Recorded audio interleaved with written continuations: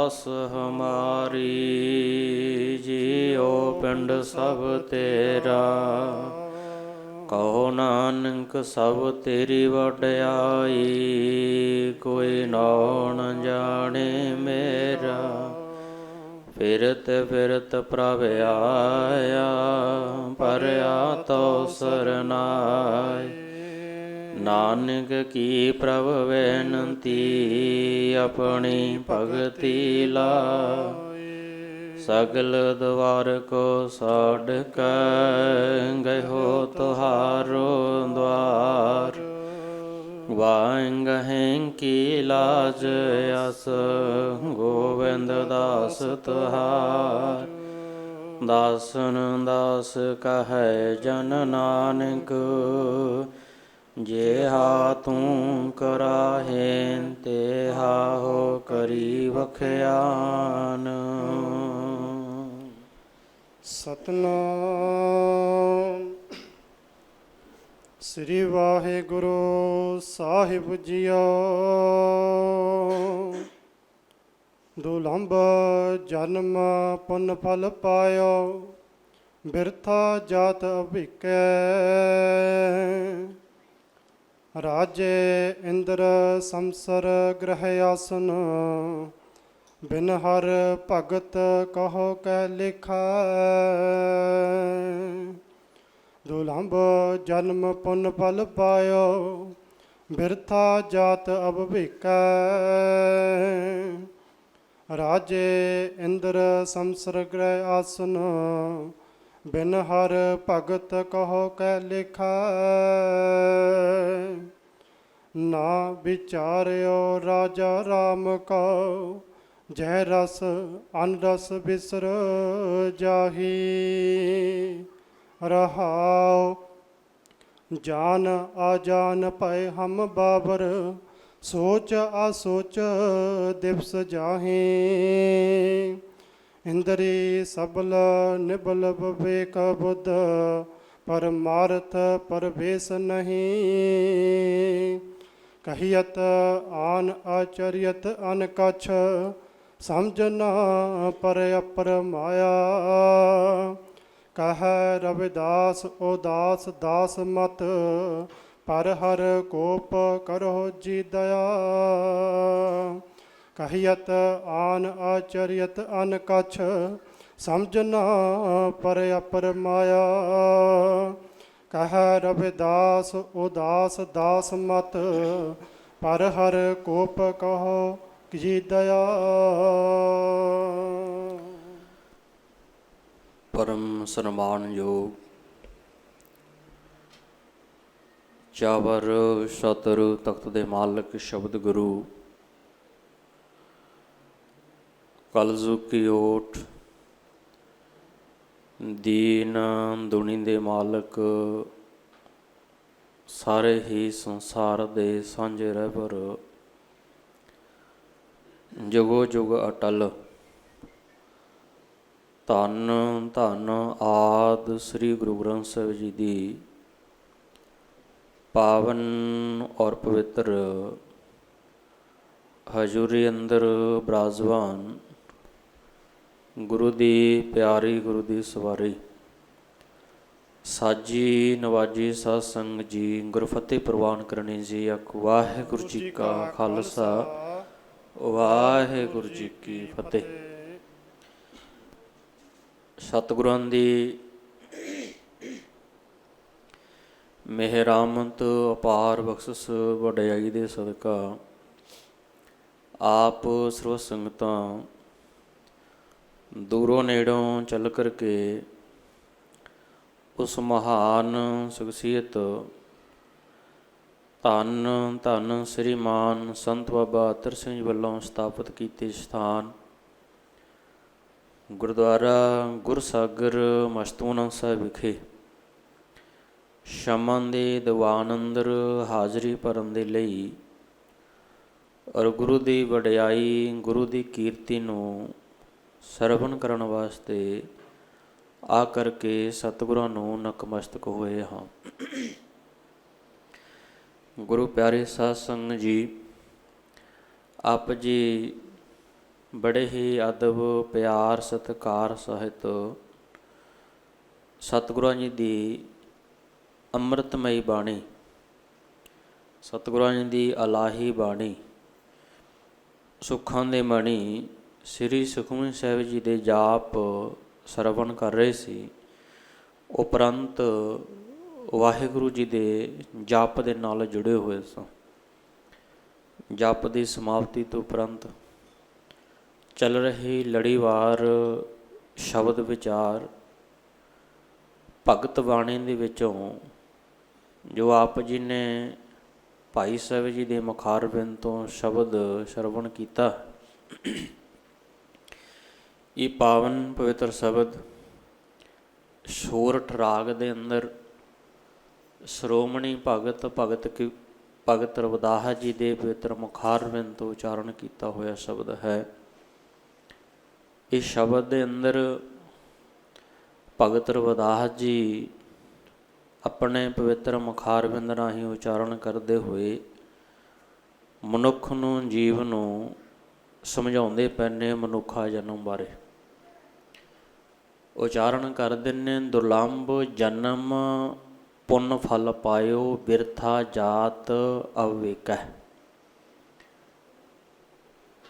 ਬੜੀ ਮੁਸ਼ਕਲ ਦੇ ਨਾਲ ਸਾਨੂੰ ਆਹ ਮਨੁੱਖਾ ਜਨਮ ਜਿਹੜਾ ਹੈ ਤੇ ਉਹ ਪ੍ਰਾਪਤ ਹੋਇਆ ਹੈ, ਅਤੇ ਇਹ ਸਾਨੂੰ ਮੁਸ਼ਕਲ ਦੇ ਨਾਲ ਜਿਹੜਾ ਜਨਮ ਪ੍ਰਾਪਤ ਹੋਇਆ ਅਤੇ ਉਹਨੂੰ ਅਸੀਂ ਬੇਸਮਝੀ ਦੇ ਤੌਰ ਦੇ ਉੱਪਰ ਅਜਾਈਂ ਲਗਾ ਰਹੇ ਹਾਂ। ਅਤੇ ਇਹ ਸ਼ਬਦ ਦੇ ਰਾਹੀਂ ਜਿਹੜੇ ਭਗਤ ਰਵਿਦਾਸ ਜੀ ਸਾਨੂੰ ਸਮਝਾਉਂਦੇ ਪਏ ਨੇ।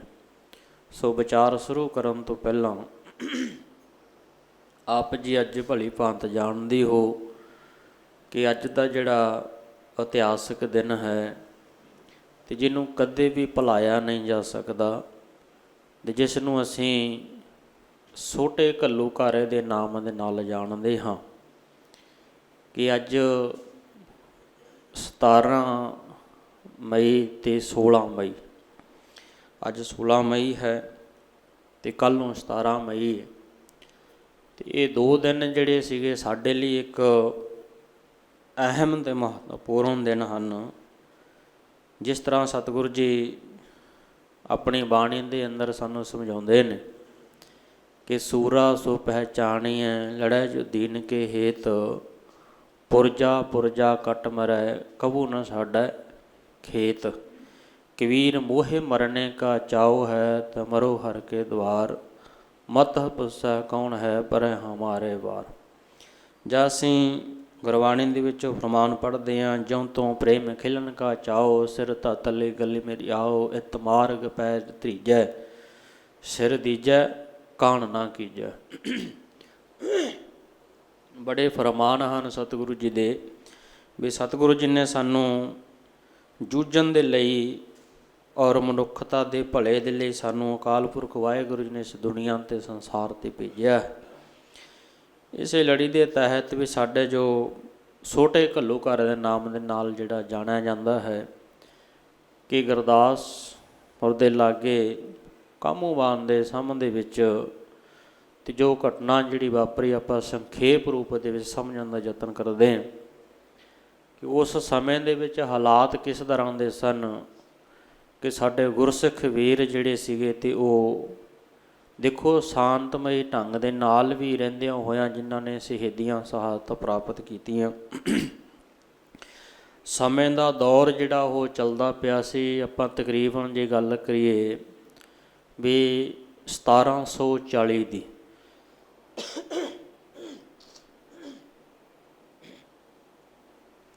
ਵੀ ਜਦੋਂ 1740 ਦੇ ਅੰਦਰ ਵੀ ਜ਼ਕਰੀਆ ਖਾਨ ਨੇ ਨਾ ਮਤਲਬ ਕਿ ਇੱਕ ਹੱਥ ਚੁੱਕ ਲਈ ਸੀਗੀ ਖਤਮ ਕਰਨ ਦੀ, ਗੁਰਸਿੱਖਾਂ ਨੂੰ ਖਤਮ ਕਰਨ ਦੀ।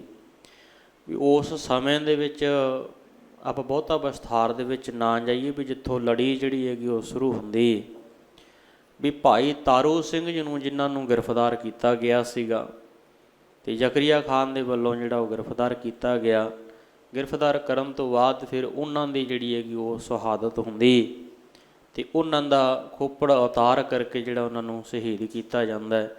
ਤਕਰੀਬਨ ਲਗਾਤਾਰ 22 ਦਿਨ, ਅਤੇ ਇਤਿਹਾਸ ਇਸ ਗੱਲ ਦਾ ਗਵਾਹ ਹੈ ਵੀ ਭਾਈ ਤਾਰੂ ਸਿੰਘ ਜੀ ਦਾ ਖੋਪੜ ਲਾਹਿਆ ਗਿਆ, ਉਤਾਰਿਆ ਗਿਆ, ਅਤੇ ਲਗਾਤਾਰ 22 ਦਿਨ ਜਿਹੜੇ ਭਾਈ ਤਾਰੂ ਸਿੰਘ ਜੀ ਉਹਨਾਂ ਸਮਾਂ ਜਿਹੜੇ ਹੈਗੇ ਤੇ ਉਹ ਜਾਂਦੇ ਰਹੇ ਵੀ ਜਿੰਨਾ ਸਮਾਂ ਜਿਹੜਾ ਉਹ ਜ਼ਕਰੀਆ ਖਾਨ ਜਿਹੜਾ ਗਾ ਉਹ ਸਵਰਗ ਨਾ ਧਾਰ ਗਿਆ। ਭਾਵ ਕੀ ਸੀ ਵੀ ਉੱਧਰੋਂ ਜ਼ਕਰੀਆ ਖਾਨ ਨੂੰ ਜਿਹੜਾ ਪਸਾਵ ਦਾ ਬੰਨ੍ਹ ਪਿਆ, ਅਤੇ ਇੱਧਰੋਂ ਭਾਈ ਤਾਰੂ ਸਿੰਘ ਜੀ ਦੀ ਜੁੱਤੀ ਉਹਦੇ ਸਿਰ 'ਚ ਮਾਰਦੇ ਮਾਰਦੇ ਜਿਹੜੇ ਪਸਾਵ ਦਾ ਬੰਨ੍ਹ ਖੋਲ੍ਹਿਆ ਗਿਆ, ਅਤੇ ਉਹਦੀ ਜਿਹੜੀ ਸੀਗੀ ਤੇ ਉਹ ਮੌਤ ਹੋਈ ਸੀ। ਜਿੱਥੋਂ ਕਹਾਣੀ ਸ਼ੁਰੂ ਹੁੰਦੀ ਆਪਾਂ ਵਿਸਥਾਰ 'ਚ ਨਹੀਂ ਜਾ ਰਹੇ। ਕਹਿਣ ਤੋਂ ਭਾਵ ਹੈ ਵੀ ਭਾਈ ਤਾਰੂ ਸਿੰਘ ਜੀ ਕਰਕੇ ਜ਼ਕਰੀਆ ਖਾਨ ਦੀ ਮੌਤ ਹੁੰਦੀ ਹੈ 1740 ਦੇ ਅੰਦਰ, ਅਤੇ 1740 ਦੇ ਅੰਦਰ ਹੀ ਜ਼ਕਰੀਆ ਖਾਨ ਦਾ ਜਿਹੜਾ ਪੁੱਤਰ ਸੀਗਾ ਯਹੀਆ ਖਾਨ, ਅਤੇ ਜਿਹੜਾ ਇਹ ਉਸ ਸਮੇਂ ਦੇ ਵਿੱਚ ਲਾਹੌਰ ਦਾ ਗਵਰਨਰ ਬਣਦਾ ਹੈ। ਭਾਵ ਕਿ ਰਾਜ ਭਾਗ ਦੀ ਗੱਦੀ ਦੇ ਉੱਪਰ ਜਿਹੜਾ ਇਹਦਾ ਪੁੱਤਰ ਜ਼ਕਰੀਆ ਖਾਨ ਦਾ ਪੁੱਤਰ ਬੈਠ ਜਾਂਦਾ ਹੈ, ਇਹ ਜਿਹਦਾ ਨਾਮ ਹੈ ਯਹੀਆ ਖਾਨ। ਇਹ ਯਹੀਆ ਖਾਨ ਦਾ ਇੱਕ ਵਜ਼ੀਰ ਹੈ ਜਿਹਦਾ ਨਾਮ ਹੈ ਲਖਪਤ ਰਾਏ। ਲਖਪਤ ਰਾਏ ਦੇ ਨਾਲ ਇੱਕ ਇਹਦਾ ਭਰਾ ਹੈ ਜਸਪਤ ਰਾਏ। ਜਸਪਤ ਰਾਏ ਜਿਹੜਾ ਹੈ ਤੇ ਇਹ ਲਖਪਤ ਰਾਏ ਦਾ ਭਰਾ ਹੈ। ਯਹੀਆ ਖਾਨ ਜਿਹੜਾ ਹੈ ਤੇ ਇਹ ਜ਼ਕਰੀਆ ਖਾਨ ਦਾ ਪੁੱਤਰ ਹੈ। ਇਹ ਤਿੰਨਾਂ ਜਣਾਂ ਦੀ ਜਿਹੜੀ ਤਿਕੜੀ ਬਣ ਚੁੱਕੀ ਸੀ। ਬੇਸ਼ੱਕ ਦੀ ਉਹ ਇਹਦਾ ਸੈਨਾਪਤੀ ਸੀਗਾ ਅਤੇ ਨਾਲ ਹੀ ਜਸਪਤ ਰਾਏ ਵੀ ਜਿਹੜਾ ਸੈਨਾਪਤੀ ਰੱਖਿਆ ਸੀ, ਪਰ ਮੇਨ ਅਧਿਕਾਰ ਜਿਹੜੇ ਸਨ ਤੇ ਉਹ ਲਖਪਤ ਰਾਏ ਕੋਲ ਜਿਹੜੇ ਉਹ ਯਹੀਆ ਖਾਨ ਨੇ ਦਿੱਤੇ ਹੋਏ ਸਨ। ਲਖਪਤ ਰਾਏ ਨੇ ਕੀ ਕੀਤਾ ਵੀ ਬਹੁਤ ਸਾਰੇ ਅਧਿਕਾਰ ਜਿਹੜੇ ਸੀਗੇ ਤੇ ਉਹ ਆਪਣੇ ਭਰਾ ਨੂੰ ਜਸਪਤ ਰਾਏ ਨੂੰ ਦੇ ਦਿੱਤੇ, ਜਿਹਦੇ ਕਰਕੇ ਜਿਹੜਾ ਜਸਪਤ ਰਾਏ ਸੀਗਾ ਗੁਰੂ ਸਵਾਰੋ ਤੇ ਇਹ ਆਪਣੀਆਂ ਮਨਮਰਜ਼ੀਆਂ ਕਰਨੀਆਂ ਸ਼ੁਰੂ ਕਰ ਦਿੱਤੀਆਂ। ਬੇਸ਼ੱਕ ਦੀ ਇਹਨਾਂ ਤਿੰਨਾਂ ਦੀ ਤਿਕੜੀ ਸੀ, ਤਿੰਨਾਂ ਜਣਾਂ ਤਿਕੜੀ ਨੇ ਇਹ ਗੱਲ ਜਿਹੜੀ ਉਹ ਕਾਰਨ ਕਰ ਲਈ ਸੀ ਵੀ ਭਾਈ ਤਾਰੂ ਸਿੰਘ ਦੀ ਸ਼ਹੀਦੀ ਤੋਂ ਬਾਅਦ ਤੇ ਜ਼ਕਰੀਆ ਖਾਨ ਜਿਹੜਾ ਮੌਤ ਦੇ ਘਾਟ ਉਤਰ ਜਾਂਦਾ ਹੈ, ਤੇ ਇਹਨਾਂ ਤਿੰਨਾਂ ਨੇ ਇਹ ਗੱਲ ਖਾ ਲਈ ਸੀ ਵੀ ਆਪਾਂ ਜਿਹੜਾ ਸਿੱਖਾਂ ਨੂੰ ਖੋ ਕੇ ਮਾਰਨਾ ਹੈ ਤੇ ਇਹਨਾਂ ਨੂੰ ਖਤਮ ਕਰਨਾ ਹੈ। ਅੰਦਰੋਂ ਅੰਦਰੀ ਇਹਨਾਂ ਨੇ ਸਾਰੀਆਂ ਚਾਲਾਂ ਜਿਹੜੀਆਂ ਉਹ ਚੱਲੀਆਂ ਸ਼ੁਰੂ ਕੀਤੀਆਂ। ਪਰ ਹੁਣ ਜਦੋਂ ਅਧਿਕਾਰ ਜਿਹੜੇ ਸੀਗੇ ਲਖਪਤ ਰਾਏ ਨੇ ਜਸਪਤ ਰਾਏ ਨੂੰ ਦਿੱਤੇ, ਜਸਪਤ ਰਾਏ ਨੇ ਕੀ ਕੀਤਾ ਵੀ ਇਹਨੇ ਵੇਖਿਆ ਵੀ ਗੁਰਸਿੱਖਾਂ ਜਿਹੜੇ ਹੈਗੇ ਉਹ ਇਕੱਠੇ ਕਿੱਥੇ ਹੁੰਦੇ। ਇੱਕ ਦਿਨ ਕੀ ਹੋਇਆ ਵੀ ਵਿਸਾਖੀ ਵਾਲਾ ਜਿਹੜਾ ਸੀਗਾ ਤੇ ਉਹ ਦਿਨ ਆਇਆ, ਵਿਸਾਖੀ ਦਾ ਦਿਹਾੜਾ ਆਇਆ।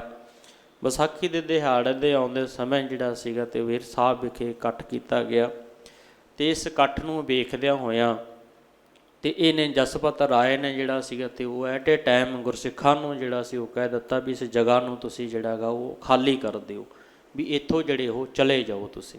ਹੁਣ ਇੱਕ ਬਹਾਨਾ ਭਾਲਦਾ ਪਿਆ ਸੀ, ਪਤਾ ਸੀ ਇਸ ਗੱਲ ਦਾ ਵੀ ਪਹਿਲਾਂ ਤਾਂ ਸਾਰੇ ਗੁਰਸਿੱਖ ਉਸ ਸਮੇਂ ਦੇ ਵਿੱਚ ਪੈਦਲ ਚੱਲ ਕੇ ਆਉਂਦੇ ਸੀਗੇ, ਦੂਰ ਦਰਾਡੋਂ ਚੱਲ ਕਰਕੇ ਸੰਗਤਾਂ ਜਿਹੜੀਆਂ ਉਹ ਇਕੱਠੀਆਂ ਹੁੰਦੀਆਂ, ਅਤੇ ਸੰਗਤਾਂ ਨੇ ਹੱਥ ਜੋੜ ਕੇ ਇਹ ਬੇਨਤੀ ਕੀਤੀ ਵੀ ਅਸੀਂ ਕੋਈ ਗੱਲ ਨਹੀਂ, ਤੁਹਾਡਾ ਕਿਹਾ ਨਹੀਂ ਮੋੜਦੇ, ਅਸੀਂ ਇਸ ਸਥਾਨ ਤੋਂ ਉੱਠ ਕੇ ਚਲੇ ਜਾਵਾਂਗੇ, ਪਰ ਅਸੀਂ ਕਹਿੰਦੇ ਬਹੁਤੇ ਦਿਨਾਂ ਦੇ ਜਿਹੜੇ ਸੰਗਤਾਂ ਚੱਲ ਕੇ ਆਈਆਂ ਵੀ ਭੁੱਖੀਆਂ ਤੇ ਆਈਆਂ ਨੇ, ਕਿਸੇ ਨੇ ਹਜੇ ਪ੍ਰਸਾਦਾ ਪਾਣੀ ਨਹੀਂ ਸਕਿਆ, ਵੀ ਅਸੀਂ ਇੱਥੇ ਪ੍ਰਸਾਦਾ ਪਾਣੀ ਤਿਆਰ ਕਰ ਲਈਏ, ਲੰਗਰ ਤਿਆਰ ਕਰ ਲਈਏ, ਅਤੇ ਲੰਗਰ ਛਕਣ ਤੋਂ ਬਾਅਦ ਅਤੇ ਸੁਬਾਹ ਸਵੇਰ ਹੋਣ ਤੋਂ ਕਹਿੰਦੇ ਅਸੀਂ ਇਸ ਜਗ੍ਹਾ ਨੂੰ ਛੱਡ ਕੇ ਚਲੇ ਜਾਵਾਂਗੇ।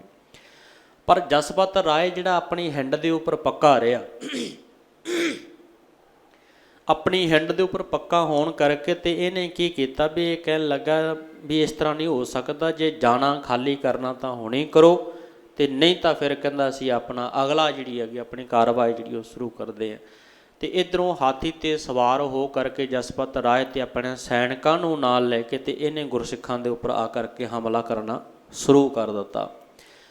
ਹੁਣ ਇਸ ਹਮਲੇ ਨੂੰ ਵੇਖਦਿਆਂ ਹਵੜ ਦਵੜੀ ਜਿਹੜੀ ਸੀਗੀ ਤੇ ਉਹ ਮਚਣੀ ਸ਼ੁਰੂ ਹੋਈ, ਅਤੇ ਗੁਰਸਿੱਖਾਂ ਨੂੰ ਇਸ ਗੱਲ ਦਾ ਪਤਾ ਲੱਗਿਆ ਵੀ ਜਸਪਤ ਰਾਏ ਜਿਹੜਾ ਸੀਗੇ ਤੇ ਉਹ ਮੰਨਦਾ ਕੋਈ ਨਹੀਂ ਹੈ, ਵੀ ਜਸਪਤ ਰਾਏ ਜਿਹੜਾ ਗਾ ਤੇ ਉਹ ਸਵਾਰ ਹੋ ਕਰਕੇ ਤੇ ਸਿੱਖਾਂ ਨੂੰ ਜਿਹੜਾ ਕਤਲ ਕਰਨਾ ਨੇ ਸ਼ੁਰੂ ਕਰ ਦਿੱਤਾ ਹੈ, ਮੌਤ ਦੇ ਘਾਟ ਉਤਾਰਨਾ ਸ਼ੁਰੂ ਕਰ ਦਿੱਤਾ ਤੇ ਚੜ੍ਹ ਕੇ ਆ ਗਿਆ। ਅਤੇ ਇੱਧਰੋਂ ਕੀ ਹੋਇਆ ਵੀ ਇੱਕ ਨਾ ਗੁਰਸਿੱਖ ਜਿਨ੍ਹਾਂ ਨੂੰ ਰਘੇਟੇ ਨਾਮ ਦੇ ਨਾਲ ਜਾਣਿਆ ਜਾਂਦਾ ਹੈ, ਜਿਹਦਾ ਨਾਮ ਹੈ ਭਾਈ ਨਥੂਆ, ਅਤੇ ਇਹ ਭਾਈ ਜਿਹੜਾ ਨਥੂਆ ਜੀ ਸੀ ਤੇ ਇਹਨੇ ਕੀ ਕੀਤਾ ਕਿ ਜਿਸ ਹਾਥੀ ਦੇ ਉੱਪਰ ਜਸਪਤ ਰਾਏ ਸਵਾਰ ਸੀਗਾ ਨਾ, ਉਸ ਹਾਥੀ ਦੀ ਪੂਛ ਨੂੰ ਫੜ ਕੇ ਤੇ ਇੱਕ ਚਕੰਨੇ ਦੇ ਨਾਲ ਹਾਥੀ ਦੇ ਉੱਪਰ ਚੜ੍ਹ ਜਾਂਦਾ, ਅਤੇ ਉੱਪਰ ਚੜ੍ਹ ਕਰਕੇ ਤੇ ਇਹਨੇ ਕੀ ਕੀਤਾ ਵੀ ਇੱਕੋ ਹੀ ਝਟਕੇ ਦੇ ਨਾਲ ਆਪਣੀ ਕਿਰਪਾਨ ਦੇ ਨਾਲ ਜਸਪਤ ਰਾਏ ਦਾ ਜਿਹੜਾ ਹੈਗਾ ਸੀਸ ਧੜ ਤੋਂ ਵੱਖ ਕਰ ਦਿੰਦਾ ਹੈ।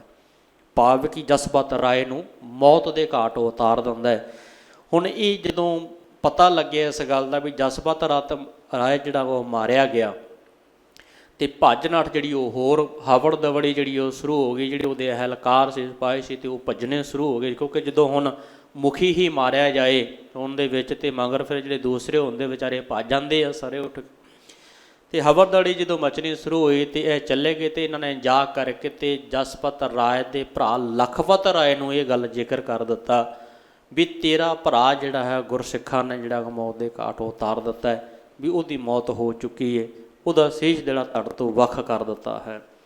ਹੁਣ ਇਸੇ ਗੁੱਸੇ ਦੇ ਤਹਿਤ ਲਖਪਤ ਰਾਏ ਨੇ ਹੁਣ ਕੀ ਕੀਤਾ, ਦੇਖੋ ਕਹਾਣੀ ਕਿਸ ਤਰ੍ਹਾਂ ਦੀ ਕਿੱਧਰੋਂ ਚੱਲਦੀ ਪਈ ਹੈ। ਇਤਿਹਾਸ ਇਸ ਗੱਲ ਦਾ ਗਵਾਹ ਹੈ ਵੀ ਲਖਪਤ ਰਾਏ ਨੇ ਫਿਰ ਅਜਿਹੀਆਂ ਖਾਨ ਦੇ ਕੋਲ ਜਾਂਦਾ ਹੈ, ਉਹਦੇ ਕੋਲ ਜਾ ਕਰਕੇ ਆਪਣੀ ਪੱਗ ਉਤਾਰ ਕੇ ਰੱਖ ਦਿੰਦਾ ਹੈ, ਤੇ ਪੱਗ ਉਤਾਰ ਕੇ ਇੱਕ ਕਸਮ ਖਾਂਦਾ ਹੈ, ਕਹਿੰਦਾ ਓਨਾ ਸਮਾਂ ਮੈਂ ਆਪਣੇ ਸਿਰ ਦੇ ਉੱਪਰ ਜਿਹੜੀ ਪੱਗ ਨਹੀਂ ਰੱਖਾਂਗਾ ਜਿੰਨਾ ਸਮਾਂ ਮੈਂ ਸਿੱਖਾਂ ਦਾ ਵੇਜ ਨਾਸ਼ ਨਹੀਂ ਕਰ ਦੇਵਾਂਗਾ। ਭਾਵ ਕਿ ਮੈਂ ਸਿੱਖਾਂ ਨੂੰ ਮੌਤ ਦੇ ਘਾਟ ਉਤਾਰ ਦੇਵਾਂਗਾ, ਮੈਂ ਆਪਣੇ ਭਰਾ ਦੀ ਮੌਤ ਦਾ ਬਦਲਾ ਲੈਣਾ ਹੈ। ਇਹਨੇ ਜਈਆ ਖਾਨ ਦੇ ਨਾਲ ਰਲ ਕੇ ਉੱਥੋਂ ਫੌਜ ਲੈ ਕੇ ਲਖਪਤ ਰਾਏ ਫਿਰ ਜਿਹੜਾ ਹੈਗਾ ਤੇ ਆ ਕਰਕੇ ਗੁਰਸਿੱਖਾਂ ਦੇ ਉੱਪਰ ਤੇ ਖੰਭਾਨ ਦੇ ਸੰਬੰਧ ਦੇ ਵਿੱਚ ਚੜ੍ਹਾਈ ਕਰਦਾ ਹੈ, ਜਿੱਥੇ ਗੁਰੂ ਦੇ ਸਿੱਖ ਜਿਹੜੇ ਉਹ ਰਹਿੰਦੇ ਪਏ ਨੇ। ਗੁਰੂ ਸਵਾਰਿਓ, ਇੱਧਰੋਂ ਜਦੋਂ ਸੁਨੇਹਾ ਮਿਲਦਾ ਪਿਆ ਗਾ ਜੱਸਾ ਸਿੰਘ ਆਹਲੂਵਾਲ ਵਰਗਿਆਂ ਨੂੰ, ਤੇ ਇਹ ਜਿਹੜੇ ਕੌਮਾਂ ਦੇ ਜਥੇਦਾਰ ਸਾਡੇ ਹੋਏ ਨੇ, ਇਹਨਾਂ ਦੇ ਕੋਲ ਸੁਨੇਹਾ ਪਾਉਣ ਦਾ, ਤੇ ਇਹ ਗੁਰਸਿੱਖਾਂ ਨੂੰ ਨਾਲ ਲੈ ਕੇ ਤੇ ਉੱਥੇ ਖੰਭਾਨ ਦੇ ਸੰਬੰਧ ਦੇ ਵਿੱਚ ਜਿਹੜੀ ਆ ਪਹੁੰਚਦੇ ਆ, ਉੱਥੇ ਹੀ ਜਿਹੜਾ ਗਾ ਆਪਣਾ ਰਹਿਣ ਸਵੇਰਾ ਕਰਦੇ ਪਏ ਨੇ। ਹੁਣ ਲਗਾਤਾਰ ਜਿਹੜੀ ਹੈਗੀ ਤੇ ਉੱਥੇ ਇਹਨਾਂ ਨੇ ਘੇਰਾਬੰਦੀ ਕਰ ਲਈ ਹੈ, ਤੇ ਹੁਣ ਗੁਰਸਿੱਖ ਕੀ ਕਰਦੇ ਨੇ ਵੀ ਰਹਿੰਦੇ ਉਸੇ ਸਥਾਨ 'ਤੇ ਨੇ, ਕੁਝ ਖਾਣ ਪੀਣ ਲਈ ਵੀ ਕੋਲੇ ਨਹੀਂ ਹੈ, ਜੰਗਲ ਦੇ ਵਿੱਚ ਰਹਿ ਰਹੇ ਨੇ। ਜੰਗਲ ਦੇ ਵਿੱਚ ਰਹਿੰਦਿਆਂ ਤੇ ਰਾਤ ਨੂੰ ਕੀ ਕਰਦੇ ਨੇ ਵੀ ਜਿਹੜੇ ਲਖਪਤ ਰਾਏ ਦੇ ਜਿਹੜੇ ਸੈਨਿਕ ਨੇ ਨਾ, ਤੇ ਇਹ ਕਿਸੇ ਢੰਗ ਦੇ ਨਾਲ ਰਾਤ ਨੂੰ ਫਿਰ ਇਹਨਾਂ ਦਾ ਜਿਹੜਾ ਖਾਣਾ ਦਾਣਾ ਹੁੰਦਾ ਤੇ ਉਹ ਮਤਲਬ ਕਿ ਇੱਕ ਚੰਨੇ ਦੇ ਨਾਲ ਚੁੱਕ ਕੇ ਲੈ ਜਾਂਦੇ, ਤੇ ਉਹਦੇ ਨਾਲ ਆਪਾਂ ਜਿਹੜਾ ਹੈਗਾ ਇਹ ਗੁਜ਼ਾਰਾ ਕਰਦੇ ਪਏ ਨੇ। ਖਾਣ ਪੀਣ ਲਈ ਰਾਸ਼ਨ ਵੀ ਜਿਹੜਾ ਕੋਲੋਂ ਖਤਮ ਹੋ ਗਿਆ, ਕੋਲੇ ਕੁਝ ਹੈ ਨਹੀਂ, ਭੁੱਖੇ ਤੇ ਆਏ ਰਹਿ ਰਹੇ ਨੇ, ਤੇ ਕੋਲੇ ਜਿਹੜੇ ਸੀਗੇ ਸ਼ਾਸਤਰ ਸੀਗੇ ਤੇ ਉਹ ਵੀ ਬੜੇ ਖੁੰਡੇ ਹੋ ਚੁੱਕੇ। ਇਹਨਾਂ ਦੇ ਕੋਲ ਜਿਹੜਾ ਗੋਲਾਬਾਰੀ ਸੀ ਤੇ ਉਹ ਵੀ ਜਿਹੜੀ ਖਤਮ ਹੋ ਚੁੱਕੀ ਹੈ। ਮੈਂ ਸੰਖੇਪ ਗੱਲ ਕਰਾਂ, ਇਤਿਹਾਸ ਬੜਾ ਲੰਮਾ ਹੈ। ਕਹਿੰਦੇ ਫਿਰ ਇਹ ਇਸੇ ਤਰ੍ਹਾਂ ਹੀ ਦੌਰ ਚੱਲਦਾ ਰਿਹਾ, ਤੇ ਇੱਧਰੋਂ ਕੀ ਹੋਇਆ ਵੀ ਇੱਕ ਨਾ ਮੁਲਤਾਨ ਦਾ ਇੱਕ ਜਿਹੜਾ ਮਤਲਬ ਕਿ ਰਾਜਾ ਹੋਇਆ ਜਿਹਦਾ ਨਾਮ ਸੀਗਾ ਕੌੜਾ ਮੱਲ। ਇਤਿਹਾਸ ਦੇ ਵਿੱਚ ਉਹਨਾਂ ਦਾ ਜ਼ਿਕਰ ਹੁੰਦਾ ਹੈ ਵੀ ਇਹ ਮੁਲਤਾਨ ਦਾ ਰਹਿਣ ਵਾਲਾ ਹੈ, ਤੇ ਮੁਲਤਾਨ ਦਾ ਰਹਿਣ ਵਾਲਾ ਜਿਹੜਾ ਕੌੜਾ ਮੱਲ ਹੈ, ਤੇ ਇਹਨੂੰ ਇਸ ਗੱਲ ਦਾ ਪਤਾ ਲੱਗਿਆ ਵੀ ਗੁਰਸਿੱਖਾਂ ਦੇ ਕੋਲ ਰਾਸ਼ਨ ਪਾਣੀ ਨਹੀਂ ਹੈ, ਤੇ ਗੁਰਸਿੱਖ ਜਿਹੜੇ ਹੈਗੇ ਤੇ ਉਸ ਜੰਗਲ ਦੇ ਵਿੱਚ ਬੈਠੇ, ਤੇ ਉਹਨਾਂ ਦੇ ਕੋਲ ਹੁਣ ਰਾਸ਼ਨ ਪਾਣੀ ਪਹੁੰਚਾਉਣਾ ਹੈ, ਤੇ ਸਿੱਧੇ ਮੱਥੇ ਜਿਹੜੇ ਰਾਸ਼ਨ ਪਾਣੀ ਇਹ ਪਹੁੰਚਾ ਨਹੀਂ ਸਕਦਾ। ਇਹਨੇ ਕੀ ਕੀਤਾ ਵੀ ਉੱਥੋਂ ਰਾਸ਼ਨ ਪਾਣੀ ਆਪਣੇ ਗੱਡਿਆਂ ਦੇ ਉੱਪਰ ਲੱਦ ਕਰਕੇ ਨਾ, ਤੇ ਇੱਧਰ ਨੂੰ ਜਿਹੜਾ ਮਤਲਬ ਕਿ ਪਾਣੀਪਤ ਦੇ ਵੱਲ ਭੇਜਣ ਵਾਸਤੇ ਤੇ ਉੱਧਰ ਨੂੰ ਉਸ ਰਸਤੇ ਦੇ ਵੱਲ ਭੇਜ ਦਿੱਤਾ, ਤੇ ਨਾਲ ਜਿਹੜਾ ਸੀ ਗੁਰਸਿੱਖਾਂ ਨੂੰ ਇੱਕ ਸੁਨੇਹਾ ਭੇਜ ਦਿੱਤਾ ਵੀ ਮੇਰਾ ਮਾਲ ਜਿਹੜਾ ਗਾ ਤੇ ਉਹ ਗੱਡਿਆਂ ਦੇ ਵਿੱਚ ਆ ਰਿਹਾ, ਤੇ ਤੁਸੀਂ ਜਿਹੜਾ ਉਸ ਮਾਲ ਨੂੰ ਲੁੱਟਣਾ ਹੈ। ਭਾਵ ਕਿ ਭੇਜਿਆ ਤਾਂ ਗੁਰਸਿੱਖਾਂ ਲਈ ਸੀਗਾ, ਵੀ ਇਹਦਾ ਭਾਵ ਇਹ ਸੀ ਕੌੜਾ ਮੱਲ ਇਹ ਚਾਹੁੰਦਾ ਸੀ ਵੀ ਲਖਪਤ ਰਾਏ ਨੂੰ ਇਸ ਗੱਲ ਦਾ ਪਤਾ ਨਾ ਲੱਗ ਸਕੇ ਵੀ ਸਿੱਧੇ ਮੱਥੇ ਜਿਹੜਾ ਹੈਗੀ ਇਹ ਮਦਦ ਜਿਹੜੀ ਆ ਗੁਰਸਿੱਖਾਂ ਦੀ ਕਰਦਾ ਪਿਆ ਹੈ। ਅੰਦਰਗਤੀ ਮਦਦ ਲਈ ਸਮਾਨ ਭੇਜਿਆ, ਪਰ ਇਸ ਕੌੜਾ ਮੱਲ ਨੇ ਸਮਾਨ ਆਪਣਾ ਲੱਦ ਕਰਕੇ ਜਿਹੜਾ ਤੇ ਉਹ ਖੰਭਾਨ ਦੇ ਜੰਗਲਾਂ ਦੇ ਵੱਲ ਦੀ ਉਧਰ ਦੀ ਭੇਜ ਦਿੱਤਾ, ਤੇ ਗੁਰਸਿੱਖਾਂ ਨੂੰ ਫਿਰ ਇੱਕ ਸੁਨੇਹਾ ਵੀ ਭੇਜ ਦਿੱਤਾ ਵੀ ਮੇਰਾ ਸਮਾਨ ਜਿਹੜਾ ਗਾ ਉਹ ਗੱਡਿਆਂ ਦੇ ਵਿੱਚ ਆ ਰਿਹਾ, ਤੇ ਇਸ ਸਮਾਨ ਨੂੰ ਤੁਸੀਂ ਕੀ ਕਰਨਾ ਵੀ ਤੇ ਇਹਨੂੰ ਲੁੱਟ ਲੈਣਾ ਹੈ। ਤੇ ਗੁਰੂ ਸਵਾਰਿਓ, ਤੇ ਉਹ ਗੁਰਸਿੱਖਾਂ ਦੇ ਕੋਲ ਜਦੋਂ ਸੁਨੇਹਾ ਪਹੁੰਚਿਆ, ਤੇ ਉਸੇ ਤਰ੍ਹਾਂ ਹੀ ਫਿਰ ਇਹਨਾਂ ਗੁਰਸਿੱਖਾਂ ਨੇ ਕੀ ਕੀਤਾ ਵੀ ਉਹ ਸਮਾਨ ਨੂੰ ਜਿਹੜਾ ਗਾ ਹੈ ਲੁੱਟ ਲੈਂਦੇ, ਤੇ ਉਹ ਸਮਾਨ ਲੁੱਟ ਕੇ ਜਿੰਨਾ ਕੁ ਸਮਾਂ ਫਿਰ ਇਹਨਾਂ ਕੋਲ ਉਹ ਸਮਾਨ ਮਤਲਬ ਕਿ ਲੰਘਦਾ ਉਹਨਾਂ ਕੁ ਸਮਾਂ ਇਹ ਸਮਾਨ ਨਾਲ ਲਗਾਉਂਦੇ ਨੇ। ਪਰ ਗੁਰਸਿੱਖਾਂ ਨੇ ਦੇਖੋ ਕਿੱਡਾ ਵੱਡਾ ਰੁਤਬਾ ਜਿਹੜਾ ਸੀਗਾ ਤੇ ਇਤਿਹਾਸ ਦੇ ਵਿੱਚ ਉਹਨੂੰ ਦਿੱਤਾ, ਜਿਹਦਾ ਨਾਮ ਸੀਗਾ ਕੌੜਾ ਮੱਲ। ਇਹਨਾਂ ਗੁਰਸਿੱਖਾਂ ਨੇ ਉਹ ਇਹਦੀ ਮਦਦ ਨੂੰ ਵੇਖਦਿਆਂ ਹੋਇਆਂ ਉਹ ਇੱਕ ਇਹਦੀ ਮਦਦ ਜਿਹੜੀ ਕੀਤੀ ਹੋਈ ਸੀ ਤੇ ਉਹਨੂੰ ਧਿਆਨ 'ਚ ਰੱਖਦਿਆਂ ਗੁਰਸਿੱਖਾਂ ਨੇ ਇਹਨੂੰ ਮਿੱਠਾ ਮੱਲ ਕਹਿਣਾ ਸ਼ੁਰੂ ਕਰ ਦਿੱਤਾ। ਭਾਵ ਕਿ ਸੀ ਦਾ ਨਾਮ ਫਿਰ ਮਿੱਠਾ ਮੱਲ ਹੋ ਕੇ ਜਿਹੜਾ ਇਤਿਹਾਸ ਦੇ ਵਿੱਚ ਉਜਾਗਰ ਹੋਇਆ। ਸੋ ਖੈਰ ਇੱਧਰੋਂ ਕੀ ਹੋਇਆ ਵੀ ਲਖਪਤ ਰਾਏ ਹੁਣ ਬੜਾ ਹੈਰਾਨ ਸੀਗਾ ਇਸ ਗੱਲ ਤੋਂ ਵੀ ਹਰ ਰੋਜ਼ ਨੇਤਾ ਪ੍ਰਤੀ ਜਿਹੜੇ ਸੈਨਿਕ ਵੀ ਮਰਦੇ ਪਏ ਨੇ, ਤੇ ਹੱਲ ਵੀ ਕੋਈ ਨਹੀਂ ਹੁੰਦਾ ਪਿਆ ਵੀ ਹੁਣ ਕਿਵੇਂ ਨਾ ਕਿਵੇਂ ਕਰਕੇ ਇਹਦਾ ਹੱਲ ਕੀਤਾ ਜਾਏ। ਤੇ ਇਹਨੇ ਹੁਣ ਸਾਰੇ ਜਦੋਂ ਹੀਲੇ ਮਤਲਬ ਕਿ ਲੰਘ ਚੁੱਕੇ ਹੈ ਤੇ ਗੁਰੂ ਸਵਾਰੋ ਫਿਰ ਕੀ ਹੋਇਆ ਵੀ 16 ਮਈ 1746 ਦੇ ਅੰਦਰ, ਤੇ ਜਿਹੜਾ ਅੱਜ ਦਾ ਦਿਨ ਹੈ ਵੀ 16 ਮਈ 1746 ਦੇ ਅੰਦਰ, ਤੇ ਲਖਪਤ ਰਾਏ ਨੇ ਕੀ ਕੀਤਾ ਵੀ ਉੱਥੋਂ ਦੇ ਜਿਹੜੇ ਲੱਕੜਹਾਰੇ ਸੀਗੇ ਉੱਥੋਂ ਦੇ ਸਾਡੇ ਆਜਨ ਨੂੰ ਇਕੱਠੇ ਕੀਤਾ, ਤੇ ਇਕੱਠੇ ਕਰਕੇ ਇਹਨੇ ਜੰਗਲ ਜਿਹੜੇ ਸੀਗੇ ਤੇ ਉਹਨਾਂ ਨੂੰ ਕੱਟਣਾ ਸ਼ੁਰੂ ਕਰਾ ਦਿੱਤਾ। ਪਹਿਲਾਂ ਤਾਂ ਜੰਗਲ ਕਟਾਏ, ਦਰਖਤ ਕਟਾ ਦਿੱਤੇ। ਦਰਖਤ ਕਟਾਉਣ ਤੋਂ ਬਾਅਦ ਫਿਰ ਇਹਨੇ ਉਸੇ ਜੰਗਲ ਦੇ ਵਿੱਚ ਜਿਹੜੀ ਸੀਗੀ ਤੇ ਉਹ ਅੱਗ ਲਵਾ ਦਿੱਤੀ, ਕਿਉਂਕਿ ਪਤਾ ਸੀ ਇਸ ਗੱਲ ਦਾ ਵੀ ਉਹਨਾਂ ਸਮਾਂ ਸਿੱਖ ਜਿਹੜੇ ਆ ਉਹ ਜੰਗਲ ਦੇ ਵਿੱਚੋਂ ਬਾਹਰ ਨਹੀਂ ਨਿਕਲਣਗੇ, ਜਿਮਾ ਸਿੱਕਰ ਜਿਹੜੀ ਇਹਨਾਂ 'ਤੇ ਮੁਸੀਬਤ ਨਾ ਪਾਈ ਜਾਏ।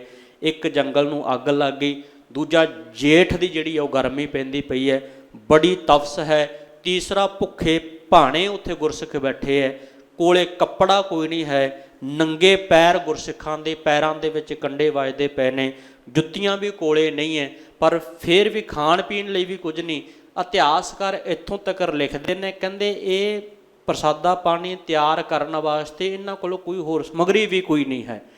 ਕਹਿੰਦੇ ਇਹ ਇਸ ਤਰ੍ਹਾਂ ਮਤਲਬ ਕਿ ਤਿਆਰ ਕਰਦੇ, ਜਿਹੜੀਆਂ ਢਾਲਾਂ ਹੁੰਦੀਆਂ ਨਾ ਗੁਰੂ ਸਵਾਰੋ, ਢਾਲਾਂ ਆਪਾਂ ਢਾਲ ਜਿਹੜੀ ਹੈਗੀ ਉਹ ਕਿਰਪਾਨਾਂ ਦੇ ਲਈ ਵਰਤਦੇ ਹਾਂ, ਆਪਣੀ ਸੈਲਫ ਡਿਫੈਂਸ ਵਾਸਤੇ ਵਰਤਦੇ ਹਾਂ, ਅਤੇ ਆਪਣੇ ਲਈ ਢਾਲ ਵਰਤੀ ਜਾਂਦੀ ਹੈ। ਕਹਿੰਦੇ ਉਹ ਢਾਲਾਂ ਰੇਤ ਦੇ ਵਿੱਚ ਪਹਿਲਾਂ ਦੱਬ ਕੇ ਆਉਂਦੇ, ਕਿਉਂਕਿ ਤੱਤੀ ਰੇਤ ਹੁੰਦੀ ਸੀ, ਤੱਤੀ ਰੇਤ ਦੇ ਵਿੱਚ ਢਾਲ ਨੂੰ ਦੱਬ ਕੇ ਆਉਂਦੇ, ਫਿਰ ਢਾਲ ਨੂੰ ਚੁੱਕ ਕੇ ਲਿਆਉਂਦੇ, ਉਸ ਢਾਲ ਦੇ ਉੱਪਰ ਆਪਣਾ ਖਾਣਾ ਜਿਹੜਾ ਸੀਗਾ ਤਾਂ ਉਹ ਤਿਆਰ ਕਰਿਆ ਕਰਦੇ ਸੀ ਗੁਰਸਿੱਖ। ਇਸ ਤਰ੍ਹਾਂ ਦੇ ਹਾਲਾਤ ਜਿਹੜੇ ਸੀ ਉਹਨਾਂ ਗੁਰਸਿੱਖਾਂ ਦੇ ਸਨ ਕਿ ਜਿਨ੍ਹਾਂ ਨੇ ਸਾਨੂੰ ਜਿਹੜੀ ਐਡੀ ਵੱਡੀਆਂ ਪਦਵੀਆਂ ਜਿਹੜੀਆਂ ਬਖਸ਼ਿਸ਼ ਕਰਕੇ ਦਿੱਤੀਆਂ। ਸੋ ਗੁਰੂ ਸਵਾਰਿਓ, ਲਖਪਤ ਰਾਏ ਨੇ ਹੁਣ ਜੰਗਲ ਦੇ ਵਿੱਚ ਜਿਹੜੀ ਆ ਅੱਗ ਲਵਾ ਦਿੱਤੀ ਹੈ। ਫਿਰ ਹੁਣ ਗੁਰਸਿੱਖਾਂ ਨੂੰ ਜਿਹੜਾ ਸੀਗਾ ਤੇ ਸਾਹਮਣੇ ਹੋ ਕੇ ਲੜਨਾ ਪੈਣਾ ਸੀਗਾ। ਬੇਸ਼ੱਕ ਦੀ ਗੁਰਸਿੱਖਾਂ ਦੇ ਕੋਲ ਕੁਝ ਹੈ ਨਹੀਂ ਸੀਗਾ ਲੜਨ ਵਾਸਤੇ, ਪਰ ਫਿਰ ਵੀ ਇਹ ਅੱਗੇ ਹੋ ਕਰਕੇ ਜਿਹੜੇ ਹੈਗੇ ਤੇ ਉਹ ਲੜਦੇ ਹੋਏ ਜਿਹੜੀਆਂ ਸ਼ਹਾਦਤਾਂ ਪ੍ਰਾਪਤ ਕਰ ਜਾਂਦੇ। ਕੁਝ ਕੁ ਜਿਹੜੇ ਹੈਗੇ ਉਹ ਰਿਆਤ ਦੇ ਵਿੱਚ ਰੁੜ ਜਾਂਦੇ ਨੇ, ਆਦੇ ਸਾਲ ਮਾਰ ਜਾਂਦੇ। ਕੁਝ ਕੁ ਜਿਹੜੇ ਹੈਗੇ ਤੇ ਉਹ ਕੀਰਤਪੁਰ ਸਾਹਿਬ ਵੱਲ ਆ ਜਾਂਦੇ ਹੈ, ਅਤੇ ਕੁਝ ਕੁ ਗੁਰਸਿੱਖ ਜਿਹੜੇ ਸੀਗੇ ਤੇ ਉੱਥੇ ਹੀ ਸ਼ਹੀਦ ਹੋ ਜਾਂਦੇ ਆ। ਤਕਰੀਬਨ ਉੱਥੇ ਲਗਭਗ 11,000 ਦੇ 12,000 ਦੇ ਲਗਭਗ ਸਿੱਖ ਜਿਹੜੇ ਹੈ ਤੇ ਉਹ ਇਕੱਠੇ ਜਿਨ੍ਹਾਂ ਨੂੰ ਸ਼ਹੀਦ ਕੀਤਾ ਗਿਆ। ਉਹਨਾਂ ਦੇ ਵਿੱਚੋਂ ਤੇ ਇਹ ਵੀ ਜ਼ਿਕਰ ਕੀਤਾ ਜਾਂਦਾ ਹੈ, ਕਿਸੇ ਇਤਿਹਾਸਕਾਰ ਨੇ 4,000 ਲਿਖਿਆ, ਕਿਸੇ ਨੇ 5,000 ਲਿਖਿਆ, ਕਿਸੇ ਨੇ 2 ਲਿਖੇ, ਵੀ ਗੁਰਸਿੱਖਾਂ ਨੂੰ ਜਿਹੜਾ ਗ੍ਰਿਫਤਾਰ ਕੀਤਾ ਗਿਆ ਲਖਪਤ ਰਾਏ ਦੇ ਵੱਲੋਂ, ਗ੍ਰਿਫਤਾਰ ਕਰਕੇ ਫਿਰ ਰਜੀਆਂ ਖਾਂ ਉੱਥੇ ਦੇ ਵਿੱਚ ਲਿਆ ਕਰਕੇ ਦਿੱਲੀ ਦੇ ਵਿੱਚ ਜਿਨ੍ਹਾਂ ਨੂੰ ਕਤਲੇਆਮ ਕੀਤਾ ਗਿਆ ਸੀਗਾ, ਜਿਨ੍ਹਾਂ ਦੇ ਵੱਢ ਕੇ ਢੇਰ ਜਿਹੜੇ ਸੀਗੇ ਸਿਰਾਂ ਦੇ ਅਤੇ ਉਹ ਲਾ ਦਿੱਤੇ ਗਏ, ਜਿਹਨੂੰ ਅਸੀਂ ਛੋਟੇ ਘੱਲੂਘਾਰੇ ਦੇ ਨਾਮ ਦੇ ਨਾਲ ਜਾਣਦੇ ਹਾਂ। ਉਸ ਤੋਂ ਬਾਅਦ ਇਹ ਪਹਿਲਾਂ ਵਾਪਰਿਆ ਸੀ, ਅਤੇ ਦੂਸਰਾ ਘੱਲੂਘਾਰਾ ਜਿਹਨੂੰ ਅਸੀਂ ਵੱਡਾ ਘੱਲੂਘਾਰਾ ਕਹਿੰਦੇ ਹਾਂ, ਉਹ ਕੁੱਪ ਹਰੀੜੇ ਜਿਹੜਾ ਸੀਗਾ, ਆਪ ਹੀ ਜਾਣਦੇ ਹੋ, ਮਰੇਕੋਟਲੇ ਦੇ ਲਾਗੇ ਜਿਹੜਾ ਸਥਾਨ ਪੈਂਦਾ ਹੈ, ਉੱਥੇ ਵੱਡਾ ਘੱਲੂਘਾਰਾ ਵਾਪਰਿਆ ਗਿਆ ਸੀਗਾ। ਸੋ ਗੁਰੂ ਸਵਾਰੋ, ਘੱਲੂਘਾਰੇ ਦਾ ਜੇ ਆਪਾਂ ਸ਼ਬਦ ਕਰ ਦੇਖੀਏ, ਉਹਦਾ ਅਰਥ ਹੈ ਵੀ ਤਹਿਸ ਨਹਿਸ ਹੋ ਜਾਣਾ, ਕਤਲੇਆਮ ਕਰ ਦੇਣਾ ਕਿਸੇ ਨੂੰ, ਉਹਨੂੰ ਘੱਲੂਘਾਰੇ ਦੇ ਨਾਮ ਦੇ ਨਾਲ ਜਾਣਿਆ ਜਾਂਦਾ ਹੈ। ਜਿਹੜਾ ਅੱਜ ਦਾ ਸਾਡਾ ਇਹ ਮਤਲਬ ਕਿ ਇਤਿਹਾਸ ਹੈ, ਜਿਹੜਾ ਲਖਪਤ ਰਾਏ ਅਤੇ ਜਸਪਤ ਰਾਏ ਅਤੇ ਜਹੀਆ ਖਾਨ ਦੇ ਵੱਲੋਂ ਸਾਡੇ ਗੁਰਸਿੱਖਾਂ ਦਾ ਜਿਹੜਾ ਕਤਲੇਆਮ ਕੀਤਾ ਗਿਆ, ਜਿਨ੍ਹਾਂ ਨੂੰ ਸ਼ਹੀਦ ਕੀਤਾ ਗਿਆ ਸੀ, ਅੱਜ ਉਹਨਾਂ ਦਾ ਦਿਨ ਹੈ। ਉਹਦੇ ਸੰਬੰਧ ਦੇ ਵਿੱਚ ਆਪਾਂ ਸੰਖੇਪ ਰੂਪ ਦੇ ਵਿੱਚ ਇਤਿਹਾਸ ਦੇ ਵਿੱਚ ਵਿਚਾਰ ਸਾਂਝੀ ਕਰਨ ਦਾ ਯਤਨ ਕੀਤਾ ਹੈ। ਸੋ ਐਸੇ ਦਿਨਾਂ ਨੂੰ ਅਸੀਂ ਹਮੇਸ਼ਾ ਯਾਦ ਰੱਖੀਏ, ਉਹਨਾਂ ਨੂੰ ਸੱਚੀ ਸ਼ਰਧਾਂਜਲੀ ਅਸੀਂ ਦੇਣੀ ਹੈ, ਅਤੇ ਉਹਨਾਂ ਨੂੰ ਕੋਟ ਕੋਟ ਪ੍ਰਣਾਮ ਅਸੀਂ ਕਹਿਣਾ ਹੈ ਸ਼ਹੀਦਾਂ ਨੂੰ, ਜਿਨ੍ਹਾਂ ਸ਼ਹੀਦਾਂ ਨੇ ਮਤਲਬ ਕਿ ਇਹ ਨਹੀਂ ਮੰਨੀ, ਜਿਨ੍ਹਾਂ ਸ਼ਹੀਦਾਂ ਨੇ ਅੱਗੇ ਹੋ ਕਰਕੇ ਆਪਣੀਆਂ ਸ਼ਹਾਦਤਾਂ ਜਿਹੜੀਆਂ ਉਹ ਪ੍ਰਾਪਤ ਕੀਤੀਆਂ। ਸੋ ਆਓ ਚੱਲ ਰਹੀ ਲੜੀਵਾਰ ਸ਼ਬਦ ਵਿਚਾਰ ਦੇ ਤਹਿਤ ਭਗਤ ਰਵਿਦਾਸ ਜੀ ਦੇ ਪਿੱਤਰ ਮੁਖਾਰਬਿੰਦ ਤੋਂ ਜੋ ਸ਼ਬਦ ਉਚਾਰਨ ਕੀਤਾ ਹੈ, ਭਗਤ ਬਾਣੀ ਦੇ ਵਿੱਚੋਂ ਆਪ ਜੀ ਨੇ ਜੋ ਸਰਵਣ ਕੀਤਾ, ਉਹ ਸ਼ਬਦ ਦੇ ਅਰਥਾਂ ਦੇ ਨਾਲ ਜੁੜਨ ਦਾ ਯਤਨ ਕਰਦੇ ਹਾਂ। ਅਤੇ ਭਗਤ ਰਵਿਦਾਸ ਜੀ ਆਪਣੇ ਪਵਿੱਤਰ ਮੁਖਾਰਬਿੰਦ ਰਾਹੀਂ ਸ਼ਬਦ ਦੇ ਰਾਹੀਂ ਸਾਨੂੰ ਕੀ ਸੰਦੇਸ਼ ਦਿੰਦੇ ਪਏ ਨੇ। ਦੁਲੰਭ ਜਨਮ ਪੁੰਨ ਫਲ ਪਾਇਓ, ਬਿਰਥਾ ਜਾਤ ਅਬ ਵਿਕੈ। ਪਹਿਲੇ ਸ਼ਬਦ ਦੀਆਂ ਪਹਿਲੀਆਂ ਸਤਰਾਂ ਦੇ ਅੰਦਰ ਭਗਤ ਰਵਿਦਾਸ ਜੀ ਨੇ ਗੱਲਬਾਤ ਹੀ ਸ਼ੁਰੂ ਇੱਥੋਂ ਕੀਤੀ ਹੈ। ਗੁਰੂ ਸਵਾਰਿਓ, ਭਗਤ ਰਵਿਦਾਸ ਜੀ ਕਹਿੰਦੇ ਦੁਰਲੰਭ ਜਨਮ ਪੁੰਨ ਫਲ ਪਾਇਓ। ਕਹਿੰਦੇ ਜਿਹੜਾ ਆਹ ਸਾਡਾ ਮਨੁੱਖਾ ਜਨਮ ਆ ਨਾ, ਅਤੇ ਇਹ ਸਭ ਤੋਂ ਪਹਿਲੀ ਗੱਲ ਹੈ ਵੀ ਇਹ ਦੁਰਲੰਭ ਹੈ। ਦੁਰਲੰਭ ਦਾ ਅਰਥ ਹੁੰਦਾ ਵੀ ਬੜੀ ਮੁਸ਼ਕਿਲ ਨਾਲ ਪ੍ਰਾਪਤ ਹੋਇਆ, ਵੀ ਇਹਦੇ ਵਰਗਾ ਪੁੰਨ ਵਰਗਾ ਸਾਨੂੰ ਕੋਈ ਹੋਰ ਪੁੰਨ ਨਹੀਂ ਮਿਲ ਸਕਦਾ। ਭਾਵ ਕਿ ਜਿਹੜਾ ਮਨੁੱਖਾ ਜਨਮ ਹੈ ਅਤੇ ਇਹ ਬੜੀ ਮੁਸ਼ਕਿਲ ਦੇ ਨਾਲ ਸਾਨੂੰ ਪ੍ਰਾਪਤ ਹੋਇਆ। ਇੱਕ ਤਾਂ ਇਹ ਗੱਲ ਸਪਸ਼ਟ ਹੈ ਵੀ ਜਿਹੜਾ ਮਨੁੱਖਾ ਜਨਮ ਹੈ ਇਹ ਸਾਨੂੰ ਮੁਸ਼ਕਲ ਨਾਲ ਮਿਲਿਆ, ਅਤੇ ਦੂਜੀ ਗੱਲ ਇਹ ਹੈ ਵੀ ਇਹ ਮਨੁੱਖਾ ਜਨਮ ਸਾਨੂੰ ਵਾਰ-ਵਾਰ ਨਹੀਂ ਮਿਲਣਾ। ਇਹ ਗੱਲ ਸੱਚ ਹੈ, ਕਿਉਂਕਿ ਭਗਤ ਕਬੀਰ ਜੀ ਨੇ ਬੜੇ ਸੋਹਣੇ ਸ਼ਬਦਾਂ ਸਾਨੂੰ ਸਮਝਾਇਆ। ਕਬੀਰ ਮਾਨਸ ਜਨਮ ਦੁਲੰਭ ਹੈ, ਹੋਏ ਨਾ ਵਾਰਾ ਵਾਰ। ਭਗਤ ਕਬੀਰ ਜੀ ਕਹਿਣ ਲੱਗੇ ਵੀ ਆਹ ਜਿਹੜਾ ਮਨੁੱਖਾ ਜਨਮ ਆ ਨਾ ਭਲਿਓ, ਵੀ ਇਹ ਸਾਨੂੰ ਵਾਰ-ਵਾਰ ਨਹੀਂ ਮਿਲਣਾ ਹੈ, ਇਹ ਇੱਕ ਵਾਰੀ ਮਿਲੇ ਆ ਅਤੇ ਇਹਦੀ ਅਸੀਂ ਸੰਭਾਲ ਕਰਨੀ। ਮੈਂ ਸੌਖੀ ਜਿਹੀ ਗੱਲ ਇੱਕ ਸਾਂਝੀ ਕਰਦੇ ਹਾਂ। ਗੁਰੂ ਸਵਾਰੋ ਕੁਦਰਤੀ ਤੌਰ ਦੇ ਉੱਪਰ ਹੈ ਵੀ ਜਿਹੜੀ ਚੀਜ਼ ਸਾਨੂੰ ਸਸਤੇ 'ਚ ਮਿਲ ਜਾਏ ਨਾ, ਸੌਖੇ ਢੰਗ ਨਾਲ ਸਾਨੂੰ ਪ੍ਰਾਪਤ ਹੋ ਜਾਏ, ਅਤੇ ਗੁਰੂ ਸਵਾਰੋ ਸੱਚ ਜਾਣੋ ਅਸੀਂ ਉਹਦੀ ਕਦਰ ਕੋਈ ਨਹੀਂ ਕਰਦੇ। ਇਹ ਗੱਲ ਸੱਚ ਹੈ। ਮੁਫਤ ਦੀ ਚੀਜ਼ ਥਿਆਈ ਹੋਵੇ, ਸਾਡਾ ਪੈਸਾ ਕੋਈ ਖਰਚ ਨਾ ਹੋਇਆ ਹੋਵੇ, ਜਿਹਦੀ ਅਸੀਂ ਕੀਮਤ ਬਾਰੇ ਨਾ ਜਾਣਦੇ ਹੋਈਏ, ਉਹਦੀ ਅਸੀਂ ਕਦਰ ਕੋਈ ਨਹੀਂ ਕਰਦੇ ਅਤੇ ਉਹਨੂੰ ਅਸੀਂ ਅਜਾਈਂ ਹੀ ਗਵਾ ਲੈਂਦੇ। ਤੁਰੇ ਜਾਂਦਿਆਂ ਨੂੰ ਕੋਈ ਸੋਨਾ ਥਿਆ ਜਾਏ ਨਾ, ਅਤੇ ਬੰਦਾ ਚੁੱਕ ਤਾਂ ਲੈਂਦਾ, ਅਤੇ ਚੁੱਕ ਕਰਕੇ ਅਤੇ ਮਨ ਦੇ ਵਿੱਚ ਸੋਚਦਾ ਜਾਂਦਾ ਇਹ ਪਤਾ ਨਹੀਂ ਅਸਲੀ ਹੈ, ਪਤਾ ਨਹੀਂ ਨਕਲੀ, ਅਤੇ ਲਿਆ ਕਰਕੇ ਆਪਣੇ ਘਰ ਦੇ ਵਿੱਚ ਇੱਦਾਂ ਹੀ ਰੱਖ ਦਿੰਦਾ ਹੈ। ਜਿਹੜਾ ਸੋਨਾ ਅਸੀਂ ਦੁਕਾਨ ਤੋਂ ਖਰੀਦਦੇ ਹਾਂ, ਜੌਹਰੀ ਕੋਲੋਂ ਖਰੀਦਦੇ ਹਾਂ, ਉਹ ਅਸੀਂ ਕਦੇ ਬਾਹਰ ਨਹੀਂ ਰੱਖਿਆ, ਕਿਉਂਕਿ ਪਤਾ ਵੀ ਉਹਦੀ ਕੀਮਤ ਹੈ। ਜਿਹੜਾ ਸਾਨੂੰ ਥਿਆਇਆ ਅਤੇ ਉਹਨੂੰ ਅਸੀਂ ਸਾਂਭਦੇ ਕੋਈ ਨਹੀਂ, ਅਤੇ ਉਹ ਇੱਦਾਂ ਹੀ ਗਵਾ ਲੈਂਦੇ। ਹੁਣ ਕਹਿਣ ਤੋਂ ਭਾਵ ਇਹ ਹੈ, ਸਤਿਗੁਰੂ ਜੀ ਕਹਿਣ ਲੱਗੇ ਇਹ ਹੀਰਿਆਂ ਦੀ ਜਾਂ ਸੋਨੇ ਚਾਂਦੀਆਂ ਦੀ ਗੱਲ ਨਹੀਂ। ਇਹ ਤਾਂ ਹੋ ਸਕਦਾ ਵੀ ਅੱਜ ਸਾਡੇ ਕੋਲ ਹੈ ਅਤੇ ਕੱਲ੍ਹ ਨੂੰ ਸਾਡੇ ਕੋਲ ਨਾ ਹੋਵੇ, ਕੋਈ ਫਰਕ ਨਹੀਂ ਪੈਣ ਲੱਗਿਆ। ਹੋ ਸਕਦਾ ਵੀ ਅੱਜ ਹੈ, ਕੱਲ੍ਹ ਨੂੰ ਨਹੀਂ, ਪਰਸੋਂ ਫਿਰ ਦੁਬਾਰਾ ਵੀ ਮਿਲ ਸਕਦਾ। ਪਰ ਜਿਹੜਾ ਸਾਡਾ ਮਨੁੱਖਾ ਜਨਮ ਹੈ ਅਤੇ ਬੜਾ ਕੀਮਤੀ ਹੈ। ਸਤਿਗੁਰੂ ਜੀ ਕਹਿੰਦੇ, ਬਾਣੀ ਸਮਝਾਉਂਦੇ ਪਏ ਨੇ, ਰੈਨ ਗਵਾਏ ਸੋਏ ਕੈ ਨਿਸਬ ਗਵਾਇਆ ਖਾਏ, ਹੀਰੇ ਜੈਸਾ ਜਨਮ ਹੈ ਕੌਡੀ ਬਦਲੈ ਜਾਏ। ਹੁਣ ਮੇਰੇ ਮਾਲਕ ਜੀ ਨੇ ਬੜੇ ਸੋਹਣੇ ਸ਼ਬਦਾਂ ਸਮਝਾਉਣ ਦਾ ਯਤਨ ਕੀਤਾ। ਮੇਰੇ ਮਾਲਕ ਜੀ ਕਹਿੰਦੇ ਲੱਗੇ, ਭਲਿਆ ਜਿਹੜਾ ਆ ਤੇਰਾ ਹੀਰੇ ਵਰਗਾ ਜਨਮ ਆ ਨਾ, ਅਤੇ ਇਹ ਕੌਡੀਆਂ ਦੇ ਪਾ ਜਾਂਦਾ। ਇਹਦਾ ਕਾਰਨ ਕੀ ਹੈ? ਕਿਉਂਕਿ ਅਸੀਂ ਕਿਸੇ ਰੱਬ ਨੂੰ ਜਾਂ ਕਿਸੇ ਫਕੀਰ ਨੂੰ ਜਾਂ ਕਿਸੇ ਗੁਰੂ ਨੂੰ ਅਸੀਂ ਕੋਈ ਕੀਮਤ ਨਹੀਂ ਦਿੱਤੀ ਇਸ ਜਨਮ ਦੀ। ਸਾਨੂੰ ਮੁਫਤ ਦੀ ਮਿਲਿਆ ਹੈ, ਅਤੇ ਜੇ ਮੁਫਤ ਦਾ ਮਿਲਿਆ ਤਾਂ ਤਾਈਓ ਸਾਨੂੰ ਕਦਰ ਕੋਈ ਨਹੀਂ। ਇਹੋ ਹੀ ਗੱਲ ਭਗਤ ਰਵਿਦਾਸ ਜੀ ਕਹਿੰਦੇ ਪਏ ਨੇ। ਭਗਤ ਰਵਿਦਾਸ ਜੀ ਕਹਿੰਦੇ, ਦੁਲੰਭ ਜਨਮ ਪੁੰਨ ਫਲ ਪਾਇਓ, ਬਿਰਥਾ ਜਾਤ ਅਵਵੇਕਾ। ਅਵਵੇਕੇ ਦਾ ਅਰਥ ਹੁੰਦਾ ਬੇਸਮਝੀ, ਅਣਜਾਣ। ਕਹਿੰਦੇ ਬੇਸਮਝੀ ਕਰਕੇ, ਗਿਆਨ ਨਾ ਹੋਣ ਕਰਕੇ ਮੈਂ ਆਪਣੇ ਆ ਜਿਹੜਾ ਦੁਰਲੰਭ ਮਨੁੱਖਾ ਜਨਮ ਮੈਨੂੰ ਮਿਲਿਆ ਸੀ, ਅਤੇ ਇਹਨੂੰ ਮੈਂ ਅਜਾਈਂ ਗਵਾ ਰਿਹਾ ਹਾਂ। ਰਾਜੈ ਇੰਦਰ ਸੰਸਰ ਗ੍ਰਹਿ ਆਸਨ, ਬਿਨ ਹਰ ਭਗਤ ਕਹੋ ਕੈ ਲਿਖਾ।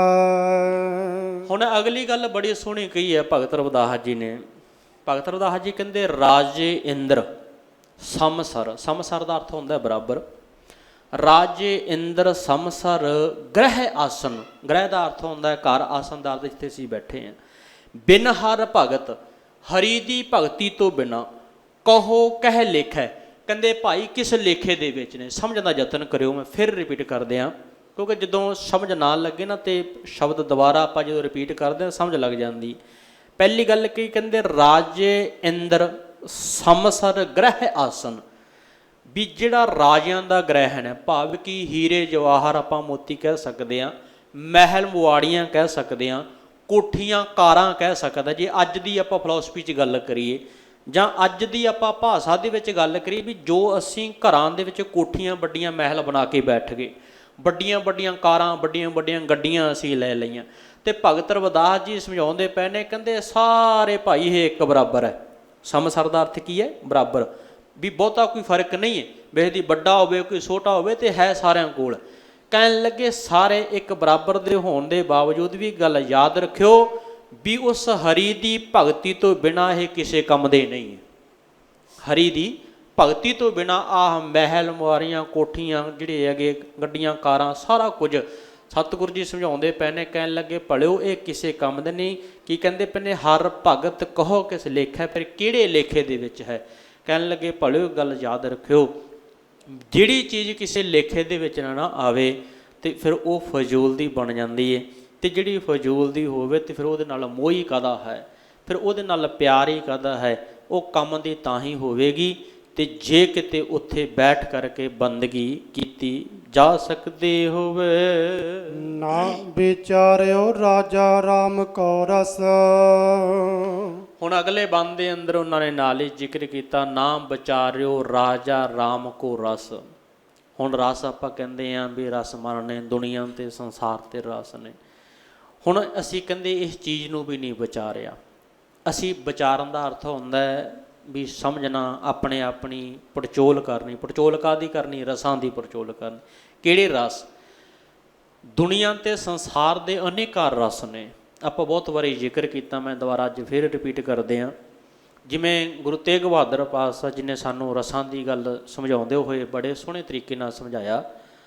ਤੇ ਗੁਰੂ ਸਾਹਿਬ ਜੀ ਕਹਿਣ ਲੱਗੇ, ਮਨ ਰੇ ਕੌਣ ਕੁਮਤ ਤੈ ਲੀਨੀ, ਪਰਦਾਰਾ ਨਿੰਦਿਆ ਰਸ ਰਚਿਓ, ਰਾਮ ਭਗਤ ਨਹਿ ਕੀਨੀ। ਇਹ ਗੁਰੂ ਤੇਗ ਬਹਾਦਰ ਪਾਤਸ਼ਾਹ ਜੀ ਦੇ ਵਚਨ ਨੇ।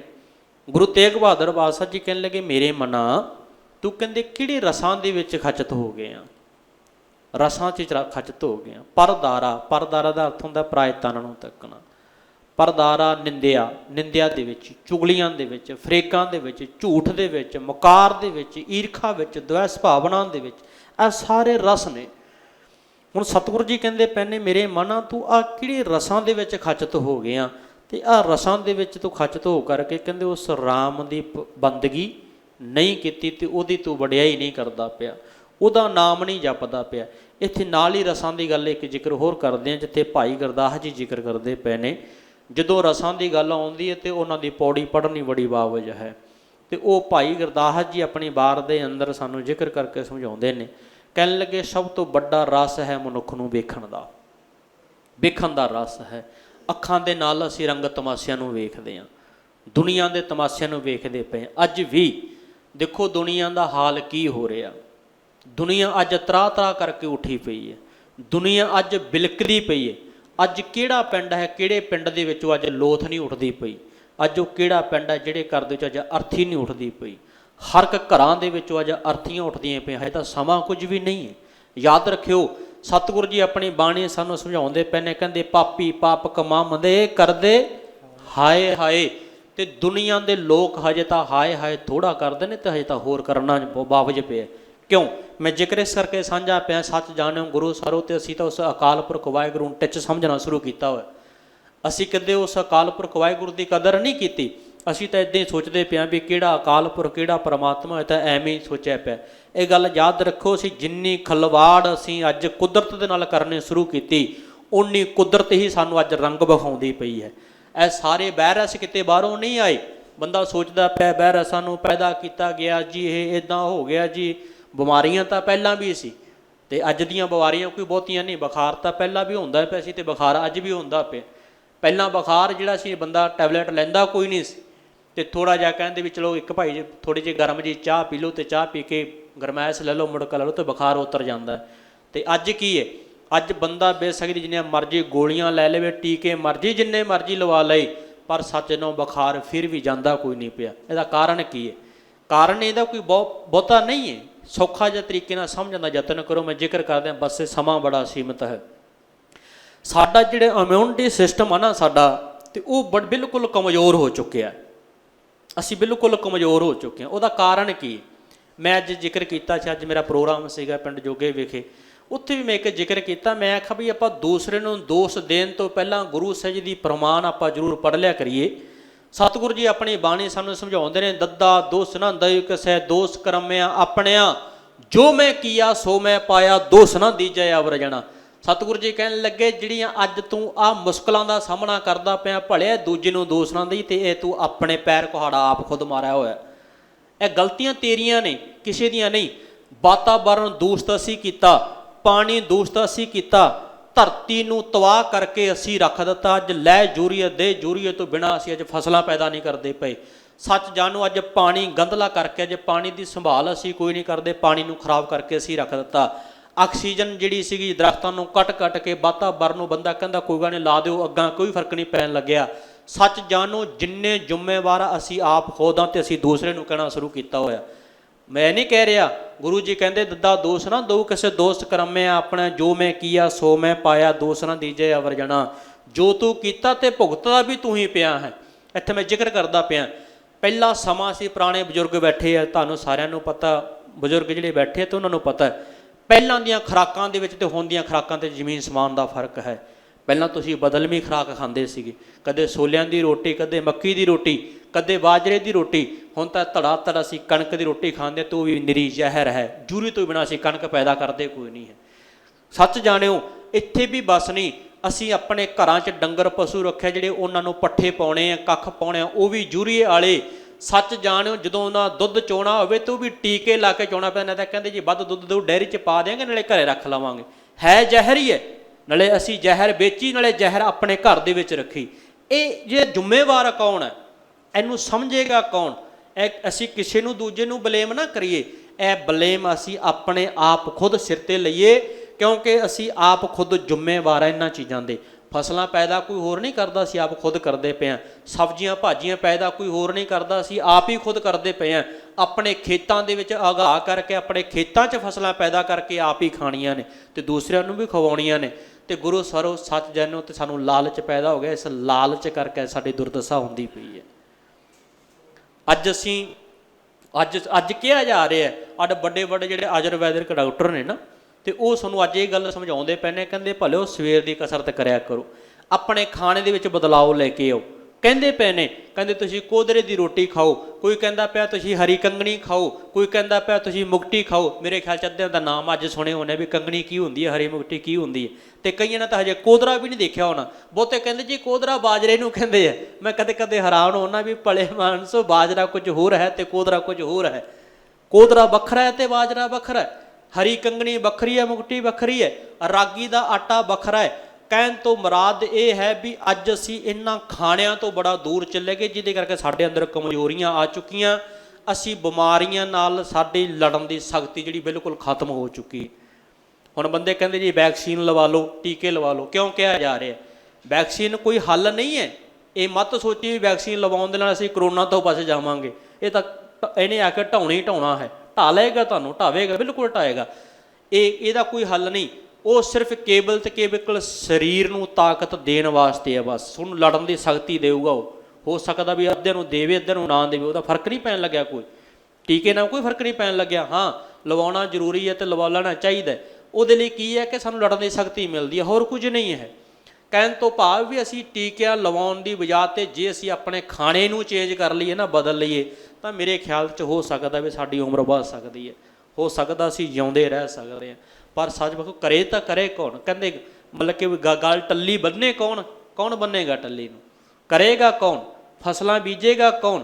ਸਬਜ਼ੀਆਂ ਲਾਵੇਗਾ ਕੌਣ? ਅਤੇ ਕਹਿਣ ਵਾਲੇ ਸਾਰੇ ਹੈ, ਸਮਝਾਉਣ ਵਾਲੇ ਸਾਰੇ ਹੈ, ਪਰ ਕਰਨ ਵਾਲਾ ਕੋਈ ਨਹੀਂ ਹੈ। ਗੁਰੂ ਸਵਾਰੋ, ਇਹਦੇ ਮੁੱਖ ਕਾਰਨ ਆਪਾਂ ਖੁਦ ਹਾਂ। ਆਪਾਂ ਦੂਸਰੇ ਨੂੰ ਕਹਿਣਾ ਸ਼ੁਰੂ ਕੀਤਾ ਹੋਇਆ ਵੀ ਤੇਰੇ ਕਰਕੇ ਇੱਦਾਂ ਹੋ ਰਿਹਾ, ਸਰਕਾਰਾਂ ਜਾ ਕਰ ਰਹੀਆਂ, ਇਹ ਕਰ ਰਹੀਆਂ। ਇਹ ਤਾਂ ਸਰਕਾਰਾਂ ਦਾ ਪਹਿਲਾਂ ਵੀ ਸੀਗੀ, ਸਰਕਾਰਾਂ 'ਤੇ ਕੋਈ ਉਮੀਦ ਨਹੀਂ ਰੱਖੀ ਜਾ ਸਕਦੀ। ਬਥੇਰਾ ਰੌਲਾ ਪਾਉਂਦੇ ਰਹੇ, ਭਾਈ ਇਹਨਾਂ 'ਤੇ ਵਿਸ਼ਵਾਸ ਨਾ ਕਰੋ, ਅਤੇ ਇਹਨਾਂ ਨੇ ਲੁੱਟ ਕੇ ਖਾ ਲੈਣਾ ਦੇਸ਼ ਨੂੰ। ਖਾ ਗਏ ਨੇ, ਅੱਜ ਜਿੰਨਾ ਮਰਜ਼ੀ ਤੁਸੀਂ ਜ਼ੋਰ ਲਾ ਲਓ, ਹਜੇ ਵੀ ਕੁਛ ਨਹੀਂ ਬਣਨਾ ਆਪਣਾ। ਇਹਨਾਂ ਦੇ ਹੱਥ ਖੜੇ ਹੋ ਚੁੱਕੇ ਹੈ।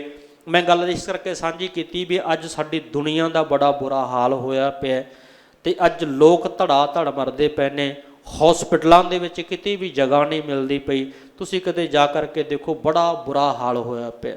ਜੇ ਤੁਸੀਂ ਬਚਾਉਣਾ ਹੈ, ਆਪਣੇ ਆਪ ਨੂੰ ਬਚਾਉਣਾ ਹੈ, ਤਾਂ ਆਪਣੇ ਘਰ ਰਹਿ ਕੇ ਅਸੀਂ ਬਚਾ ਸਕਦੇ ਹਾਂ। ਬਸ ਆਪਣੀ ਚੰਗੀ ਖੁਰਾਕ ਖਾਣੀ ਸ਼ੁਰੂ ਕਰੋ, ਅੱਜ ਤੋਂ ਹੀ ਸ਼ੁਰੂ ਕਰੋ। ਚੰਗੀ ਖੁਰਾਕ ਖਾਓਗੇ ਤਾਂ ਹੋ ਸਕਦਾ ਸੀ ਜੀ ਬਚ ਸਕੀਏ। ਚੰਗੀਆਂ ਖੁਰਾਕਾਂ ਕੀ? ਮੈਂ ਆਪਣੀ ਉਦਾਹਰਨ ਦਿਆਂ, ਪਿਛਲੇ ਹਫ਼ਤੇ ਮੇਰੀ ਸਿਹਤ ਜਿਹੜੀ ਕਾਫੀ ਡਾਊਨ ਹੋ ਗਈ ਸੀ, ਹਜੇ ਵੀ ਚੰਗੀ ਤਰ੍ਹਾਂ ਠੀਕ ਨਹੀਂ, ਅਤੇ ਮੈਂ ਕੋਈ ਕਿਸੇ ਡਾਕਟਰ ਦੇ ਕੋਲ ਨਹੀਂ ਗਿਆ। ਮੈਨੂੰ ਕਿਹਾ ਤੁਸੀਂ ਟੈਸਟ ਕਰਵਾ ਲਓ ਜੀ, ਇੱਦਾਂ ਕਰਵਾ ਲਓ ਜੀ, ਠੀਕ ਹੋ ਜਾਓਗੇ। ਅਤੇ ਮੈਂ ਸਿਰਫ ਇਕੱਲੇ ਕਾੜੇ ਬਣਾ ਕੇ ਜ਼ਰੂਰ ਲੈਤੇ ਆ। ਘਰ ਦੇ ਵਿੱਚ ਕਾੜੇ ਬਣਾ ਕੇ ਤੁਸੀਂ ਲਓ। ਥੋੜ੍ਹਾ ਜਿਹਾ ਖਾਣੇ ਦੇ ਵਿੱਚ ਫਰਕ ਪਾ ਲਿਆ, ਖਾਣਾ ਅਤੇ ਠੰਡਾ ਪਾਣੀ ਬਿਲਕੁਲ ਬੰਦ ਕਰ ਦਿੱਤਾ, ਅਤੇ ਮਤਲਬ ਕਿ ਦੁੱਧ ਅਤੇ ਚਾਹ ਬੰਦ ਕਰ ਦਿੱਤੀ, ਇਕੱਲਾ ਕਾੜਾ ਲੈਣਾ ਸ਼ੁਰੂ ਕੀਤਾ, ਜਿਹਦੇ ਨਾਲ ਠੀਕ ਹੋਇਆ। ਸੋ ਕਹਿਣ ਤੋਂ ਭਾਵ ਇਹ ਵੀ ਕਿ ਅਸੀਂ ਇਹ ਚੀਜ਼ਾਂ ਨੂੰ ਵਰਤਦੇ ਕੋਈ ਨਹੀਂ ਹੈ, ਗੱਲਾਂ ਕਰਦੇ ਹਾਂ ਬਹੁਤੀਆਂ ਅਤੇ ਅਸੀਂ ਵਰਤਣੀਆਂ ਕੋਈ ਨਹੀਂ। ਅਤੇ ਮੈਂ ਕਹਿੰਦਾ ਵੀ ਜੇ ਅਸੀਂ ਘਰੇਲੂ ਨੁਸਖੇ ਸਾਰੇ ਵਰਤਣੇ ਸ਼ੁਰੂ ਕਰ ਦਈਏ ਤਾਂ ਸਾਨੂੰ ਕਿਤੇ ਜਾਣ ਦੀ ਲੋੜ ਨਹੀਂ। ਤੁਹਾਡਾ ਸਰੀਰ ਸਟਰੋਂਗ ਹੋ ਜਾਏਗਾ, ਮਜ਼ਬੂਤ ਹੋ ਜਾਏਗਾ। ਮੈਂ ਜ਼ਿਕਰ ਇਸ ਕਰਕੇ ਸਾਂਝਾ ਕੀਤਾ ਵੀ ਅੱਜ ਦੁਨੀਆ ਦੇ ਵਿੱਚ, ਸੰਸਾਰ ਦੇ ਅੰਦਰ ਨਾ, ਅਤੇ ਅਸੀਂ ਕਦੇ ਇਸ ਚੀਜ਼ ਨੂੰ ਵਿਚਾਰਿਆ ਕੋਈ ਨਹੀਂ। ਅਤੇ ਭਗਤ ਰਵਿਦਾਸ ਜੀ ਕਹਿੰਦੇ, ਨਾਮ ਵਿਚਾਰੋ ਰਾਜਾ ਰਾਮ ਕੋ ਰਸ, ਜਿਹੜੀ ਅਸਲ ਗੱਲ ਕਰਦਾ ਪਿਆ ਸੀ ਕਿ ਇਹਨਾਂ ਰਸਾਂ ਦੇ ਵਿੱਚ ਅਸੀਂ ਖਚਤ ਹੋ ਗਏ। ਭਾਈ ਗੁਰਦਾਸ ਜੀ ਕਹਿੰਦੇ, ਅੱਖੀ ਵੇਖ ਨਾ ਰੱਜੀਆਂ ਬਹੁ ਰੰਗ ਤਮਾਸੇ, ਉਸ਼ਤਤ ਨਿੰਦਾ ਕੰਨ ਸੁਣ ਰੋਵਣ ਤੇ ਹਾਸੇ, ਨੱਕ ਨਾ ਰੱਜੈ ਬਾਸ ਲੈਣ ਦੁਰਗੰਧ ਸਵਾਸੇ, ਸਾਜੀ ਦੀਵ ਨਾ ਲੱਜੀਆਂ ਕਰ ਭੋਗ ਵਾਸੇ, ਰੱਜ ਨਾ ਕੋਈ ਜੀਵਿਆ ਕੂੜੇ ਪ੍ਰਵਾਸੇ, ਕਹਿਣ ਲੱਗੇ ਪੀਰ ਮਰੀਦਾ ਪਿਰ ਹੜੀ ਸੱਚੀ ਰਹਿ ਰਾਸੇ। ਆ ਭਾਈ ਗੁਰਦਾਸ ਜੀ ਨੇ ਜ਼ਿਕਰ ਕਰ ਦਿੱਤਾ। ਕਹਿਣ ਲੱਗੇ ਭਲਿਓ ਇੱਕ ਗੱਲ ਯਾਦ ਰੱਖਿਓ, ਕਹਿੰਦੇ ਦੁਨੀਆ ਤੇ ਸੰਸਾਰ ਤੇ ਨਾ ਸਾਨੂੰ ਆ ਵੇਖਣ ਦਾ ਰਸ ਹੈ, ਸੁਣੀਆਂ ਤੇ ਦੁਨੀਆ ਤੇ ਸੰਸਾਰ ਦੇ ਸਾਨੂੰ ਕੰਨਾਂ ਦਾ ਸੁਣਨ ਦਾ ਵੀ ਰਸ ਹੈ। ਕਿਸੇ ਦੀ ਨਿੰਦਿਆ ਸੁਣਨੀ ਹੋਵੇ ਤਾਂ ਸਾਨੂੰ ਖੁਸ਼ੀ ਹੋ ਜਾਂਦੀ, ਜੇ ਆਪਦੀ ਹੁੰਦੀ ਹੋਵੇ ਬੰਦੇ ਨੂੰ ਰੋਣਾ ਆ ਜਾਂਦਾ।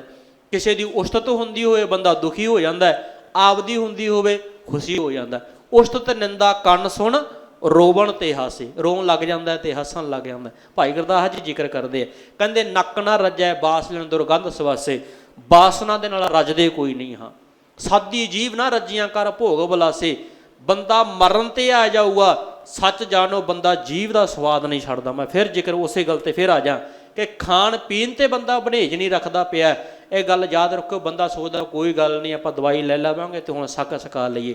ਇਹ ਗੱਲ ਇਹ ਜ਼ਿਕਰ ਕਰਦੇ ਪਏ ਨੇ ਭਾਈ ਗੁਰਦਾਸ ਜੀ, ਕਹਿਣ ਲੱਗੇ ਆਹੀ ਸਾਡੇ ਬਿਮਾਰੀ ਦੇ ਕਾਰਨ ਨੇ, ਇਹਨਾਂ ਕਰਕੇ ਅਸੀਂ ਮਰਦੇ ਪਏ ਹਾਂ। ਬਾਬਾ ਹੋਰ ਖਾਣਾ ਖੁਸ਼ੀ ਖਵਾਰ, ਜਿੱਤ ਖਾਧਿਆਂ ਤਨ ਪੀੜੀਏ ਮਨ ਮੈਂ ਚਲੇ ਵਿਕਾਰ। ਤੇ ਅਸੀਂ ਖਾਈਏ ਕਿਉਂ ਫਿਰ, ਜਿਹਦੇ ਕਰਕੇ ਸਾਨੂੰ ਪੀੜਾ ਹੁੰਦੀ ਪਈ ਹੈ, ਦਰਦ ਹੁੰਦਾ ਪਿਆ, ਤੇ ਫਿਰ ਵੀ ਸਾਡੀ ਜੀਭ ਜਿਹੜੀ ਉਹ ਲਲਕਦੀ ਪਈ ਹੈ, ਫਿਰ ਵੀ ਅਸੀਂ ਖਾਣਾ ਸ਼ੁਰੂ ਕੀਤਾ ਹੋਇਆ। ਸਾਦੀ ਜੀਵ ਨਾ ਰੱਜੀਆਂ ਕਰ ਭੋਗ ਬਲਾਸੇ, ਇੱਥੇ ਵੀ ਬਸ ਨਹੀਂ। ਭਾਈ ਗੁਰਦਾਸ ਜੀ ਕਹਿੰਦੇ ਰੱਜ ਨਾ ਕੋਈ ਜੀਵਿਆ ਕੂੜੇ ਪ੍ਰਵਾਸੇ। ਗੁਰੂ ਸਵਰੋ ਸੱਚ ਜਾਣੋ, ਕੋਈ ਵੀ ਨਹੀਂ ਰੱਜਿਆ ਕਿ ਇਸੇ ਜਿਹੜਾ ਬੰਦਾ ਇਹਨਾਂ ਚੀਜ਼ਾਂ ਦੇ ਨਾਲ ਬੰਦਾ ਕੋਈ ਰੱਜ ਗਿਆ ਹੋਵੇ। ਕਹਿੰਦੇ ਪੀਰ ਮਰੀਦਾ ਪਿਰਹੜੀ ਸੱਚੀ ਰਹਿ ਰਾਸੇ। ਤੇ ਜ਼ਿਕਰ ਕਰਦਾ ਪਿਆ ਹਾਂ ਇੱਥੇ ਰਸਾਂ ਦੇ ਵਿੱਚ ਰਸ ਅਸੀਂ ਖਚਤ ਹੋ ਗਏ। ਤੇ ਭਗਤ ਰਵਿਦਾਸ ਜੀ ਕਹਿਣ ਲੱਗੇ, ਕਹਿੰਦੇ ਨਾਮ ਵਿਚਾਰਿਓ ਰਾਜਾ ਰਾਮ ਕੋ ਰਸ, ਭਾਵ ਕਿ ਅਸੀਂ ਪ੍ਰਭੂ ਦੇ ਰਸ ਨੂੰ ਤਾਂ ਕਦੇ ਵਿਚਾਰਿਆ ਕੋਈ ਨਹੀਂ ਹੈ, ਜਿਹੜੇ ਰਸ ਦੇ ਨਾਲ ਸਾਰੇ ਰਸ ਫਿੱਕੇ ਪੈ ਜਾਂਦੇ ਆ। ਨਾਮ ਰਸ ਪੀਆ ਰੇ ਜੇ ਰਸ ਬਿਸਰ ਗਏ ਰਸ ਔਰ ਜਹ ਰਸ ਅਨਰਸ ਬਿਸਰ ਜਾਹੀ ਰਹਾਉ। ਦੇਖੋ ਨਾਲ ਹੀ ਜ਼ਿਕਰ ਕੀਤਾ ਹੈ ਭਗਤ ਰਵਿਦਾਸ ਜਿਹੜੀ ਆਪਾਂ ਗੱਲ ਕੀਤੀ ਹੈ ਨਾ ਵੀ, ਮਤਲਬ ਕਿ ਨਾਮ ਰਸ ਪੀਆ ਰੇ ਜੇ ਰਸ ਬਿਸਰ ਗਏ ਰਸ ਔਰ, ਉਸੇ ਗੱਲ ਦੇ ਲੱਥਾ ਜਿਹੜਾ ਭਗਤ ਰਵਿਦਾਸ ਜੀ ਨੇ ਕਰ ਦਿੱਤਾ। ਭਗਤ ਰਵਿਦਾਸ ਜੀ ਕਹਿੰਦੇ ਜੈ ਰਸ ਅਨਰਸ ਵਿਸਰ ਜਾਹੀ। ਕਹਿੰਦੇ ਭਾਈ ਜਿਹੜਾ ਆ ਜੇ ਵਿਚਾਰ ਕੇ ਵੇਖ ਲਵੇ ਨਾ ਵੀ ਜਿਹੜਾ ਗੁਰੂ ਦਾ ਰਸ ਹੈ, ਗੁਰੂ ਦਾ ਆਨੰਦ ਹੈ, ਜਿਹੜੀ ਗੁਰੂ ਦੀ ਬਾਣੀ, ਤੇ ਗੁਰੂ ਸਾਹਿਬ ਗੱਲ ਯਾਦ ਰੱਖੋ, ਜਿਹੜਾ ਗੁਰੂ ਦੀ ਬਾਣੀ ਪੜ੍ਹਨ ਲੱਗ ਗਿਆ ਨਾ ਤੇ ਜਿਹੜਾ ਨਾਮ ਸਿਮਰਨ ਕਰਨ ਲੱਗ ਗਿਆ, ਉਹਨੂੰ ਬਾਕੀ ਰਸ ਸਾਰੇ ਫਿੱਕੇ ਲੱਗਣ ਲੱਗ ਜਾਂਦੇ ਆ। ਉਹਨੂੰ ਹੋਰ ਗੱਲਾਂ ਚੰਗੀਆਂ ਨਹੀਂ ਲੱਗਦੀਆਂ, ਕੂੜ ਕਪਟ ਉਹਨੂੰ ਚੰਗਾ ਨਹੀਂ ਲੱਗੇਗਾ। ਉਹ ਕਹੇਗਾ ਮੈਂ ਇਕੱਲੀ ਬਾਣੀ ਹੀ ਸੁਣਨੀ ਹੈ, ਬਾਣੀ ਕੀਰਤਨ ਸੁਣਨਾ। ਤੇ ਜਿਹੜਾ ਬੰਦਾ ਕੀਰਤਨ ਨਹੀਂ ਨਾ ਸੁਣਦਾ, ਗਾਣੇ ਸੁਣਦਾ ਪਿਆ ਜਾਂ ਕੋਈ ਲੈਕਚਰ ਸੁਣਦਾ ਪਿਆ, ਉਹਨੂੰ ਕੀਰਤਨ ਨਹੀਂ ਵਧੀਆ ਲੱਗਦਾ, ਨਾ ਉਹਨੂੰ ਕਥਾ ਵਧੀਆ ਲੱਗੇ, ਨਾ ਉਹਨੂੰ ਗੁਰੂ ਦੀ ਬਾਣੀ ਵਧੀਆ ਲੱਗੇ। ਵਧੀਆ ਕਿਹਨੂੰ ਲੱਗਦੀ? ਇਹ ਵੀ ਰਸ ਹੈ ਇੱਕ। ਸਤਿਗੁਰੂ ਜੀ ਕਹਿੰਦੇ ਜਿਹਨੂੰ ਬਾਣੀ ਦਾ ਆਨੰਦ ਆਉਣ ਲੱਗ ਗਿਆ ਉਹਨੂੰ ਹੋਰ ਚੀਜ਼ਾਂ ਚੰਗੀਆਂ ਲੱਗਦੀਆਂ ਹੀ ਨਹੀਂ। ਮੈਂ ਨਹੀਂ ਕਹਿ ਰਿਹਾ, ਭਗਤ ਰਵਿਦਾਸ ਜੀ ਕਹਿੰਦੇ ਪਹਿਨੇ ਕਹਿਣ ਲੱਗੇ ਜੈ ਰਸ ਅਨ ਰਸ ਵਿਸਰ ਜਾਹੀ। ਕਹਿੰਦੇ ਆਹ ਰਸ ਦੇ ਨਾਲ ਅਨ ਰਸ ਵਿਸਰ ਜਾਂਦੇ ਆ, ਭਾਵੇਂ ਕਿ ਅਨ ਰਸ ਦਾ ਹੋਰ ਰਸ ਜਿਹੜੇ ਵੱਖਰੇ ਰਸ ਨੇ।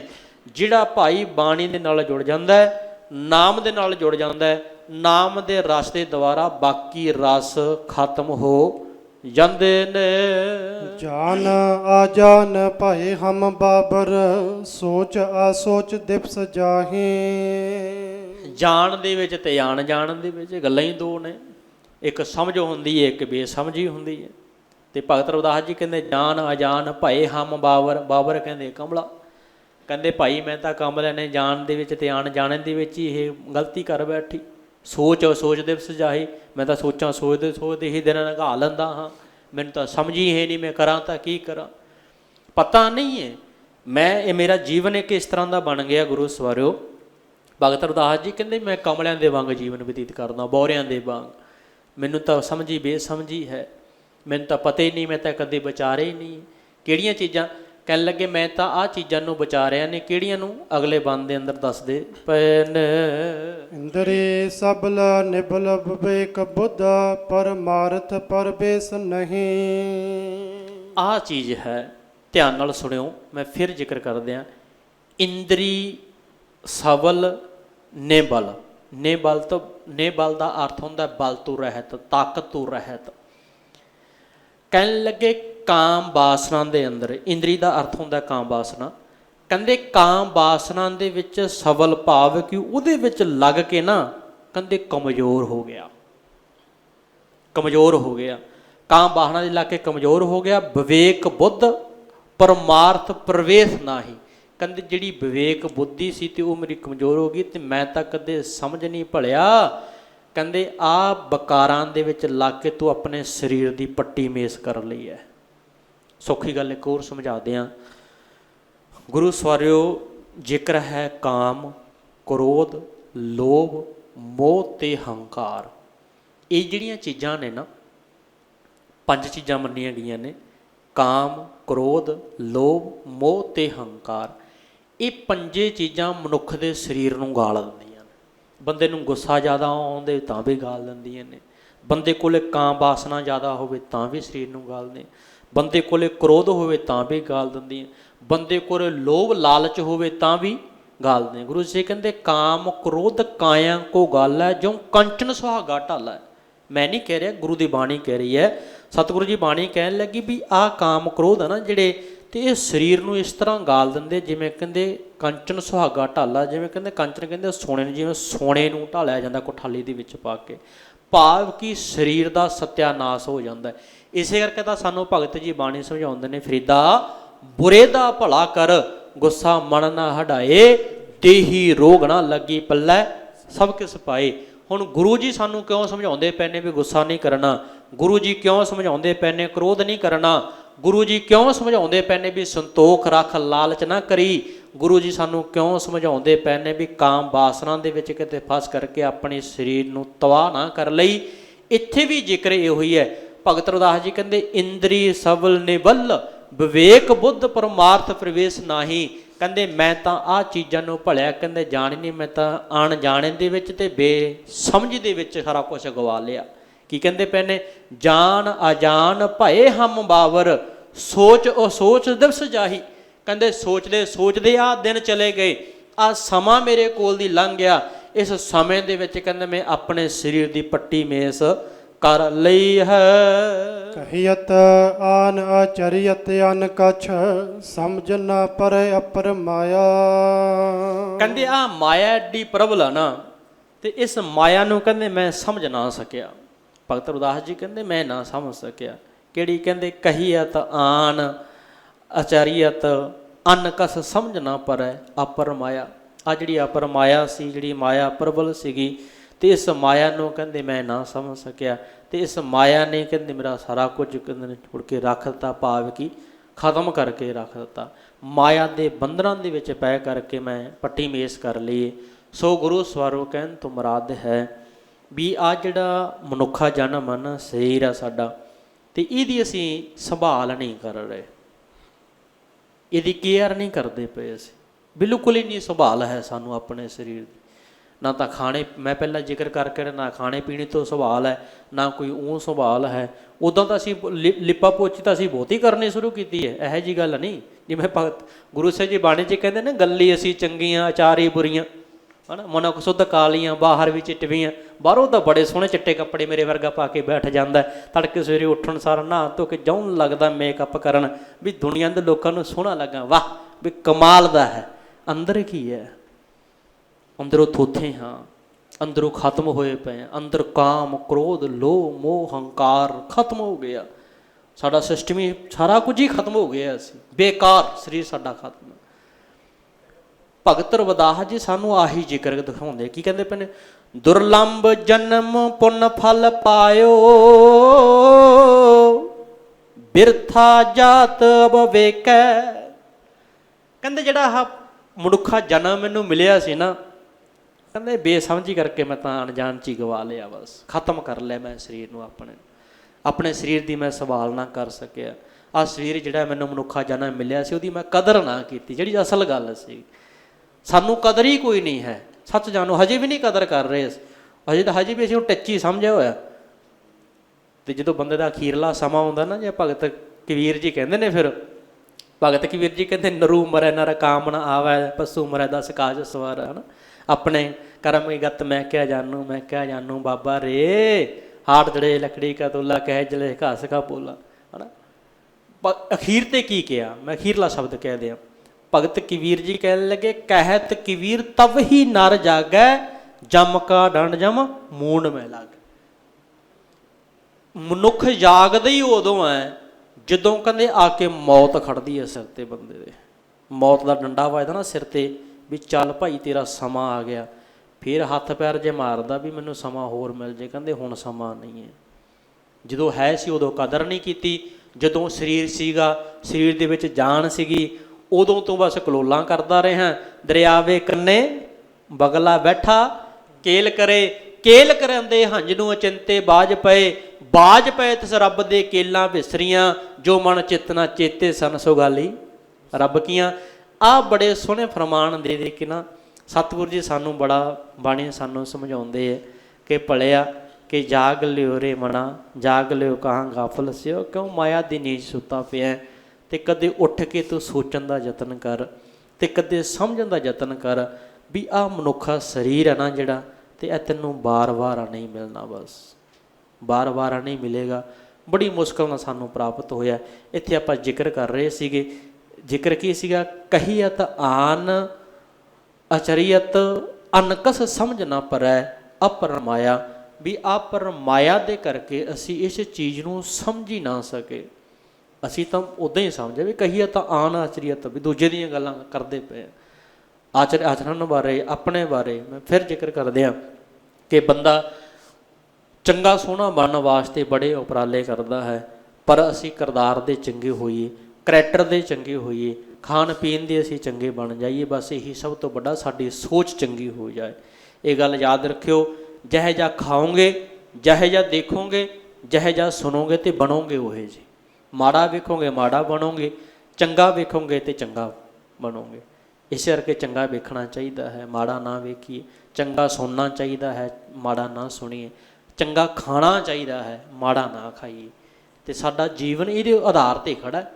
ਇੱਕ ਸਬਜੈਕਟ ਹੈ ਸੋਸ਼ੀਓਲੋਜੀ, ਜਿਹੜੇ ਪੜ੍ਹੇ ਲਿਖੇ ਤੇ ਉਹਨਾਂ ਨੂੰ ਪਤਾ ਵੀ ਉਹਦਾ ਨਾ ਇੱਕ ਮੀਨਿੰਗ ਹੈ। ਇੱਕ ਸੋਸ਼ੀਓਲੋਜੀ ਜਿਹੜੀ ਹੈਗੀ ਉਹਦਾ ਮਤਲਬ ਕਿ ਥੀਸਿਸ, ਇੱਕ ਇਹ ਗੱਲ ਜ਼ਿਕਰ ਹੈ ਇੱਕ, ਵੀ ਜੋ ਦੇਖਦੇ ਹਾਂ, ਜੋ ਸੁਣਦੇ ਹਾਂ, ਤੇ ਉਹ ਨਜ਼ਾਇਰ ਬਣ ਜਾਂਦੀ ਹੈ। ਜਿਹੜੀ ਨਜ਼ਾਇਰ ਆ ਤੇ ਉਹ ਸਾਡੀ ਜਿਹੜੀ ਇਹ ਲੋੜ ਬਣ ਜਾਂਦੀ, ਜਿਹੜੀ ਲੋੜ ਆ ਤੋਂ ਅੱਗੇ ਕਿਰਿਆ ਬਣ ਜਾਂਦੀ ਹੈ। ਇਹ ਇੱਕ ਮਤਲਬ ਕਿ ਸਿਧਾਂਤ ਜੁੜਿਆ ਵੀ ਜੋ ਅਸੀਂ ਵੇਖਦੇ ਹਾਂ, ਜੋ ਸੁਣਦੇ ਹਾਂ, ਉਹ ਕੀ ਹੈ ਕਿ ਨਜ਼ਾਇਰ ਬਣ ਜਾਂਦੀ, ਭਾਵ ਕਿ ਸਾਡੇ ਅੰਦਰ ਜਾਂਦੀ ਹੈ। ਸੌਖਾ ਸਮਝ ਲਈਏ, ਦੇਖਿਆ ਸੁਣਿਆ ਸਾਡੇ ਅੰਦਰ ਚੀਜ਼ਾਂ ਗਈਆਂ, ਜਦੋਂ ਅੰਦਰ ਗਈਆਂ ਤੇ ਉਹ ਲੋੜ ਬਣ ਗਈ, ਉਹ ਲੋੜ ਪ੍ਰਗਟ ਹੋ ਗਈ। ਆਪਾਂ ਕੋਈ ਚੰਗੀ ਚੀਜ਼ ਵੇਖ ਲਈ, ਲੋੜ ਪ੍ਰਗਟ ਹੋਈ, ਯਾਰ ਮੈਂ ਇਹਦੇ ਨਾਲ ਦੀ ਚੀਜ਼ ਲੈਣੀ। ਉਹ ਚੀਜ਼ ਨੂੰ ਪ੍ਰਾਪਤ ਕਰਨ ਲਈ ਫਿਰ ਐਕਸ਼ਨ ਕਰਨਾ ਪਊ, ਉਹਨੂੰ ਕਹਿੰਦੇ ਆ ਕਿਰਿਆ। ਲੋੜ ਨੂੰ ਪੂਰਾ ਕਰਨ ਵਾਸਤੇ ਅੱਗੇ ਐਕਸ਼ਨ ਕਰਨਾ ਪੈਂਦਾ, ਉਹਨੂੰ ਕਹਿੰਦੇ ਕਿਰਿਆ।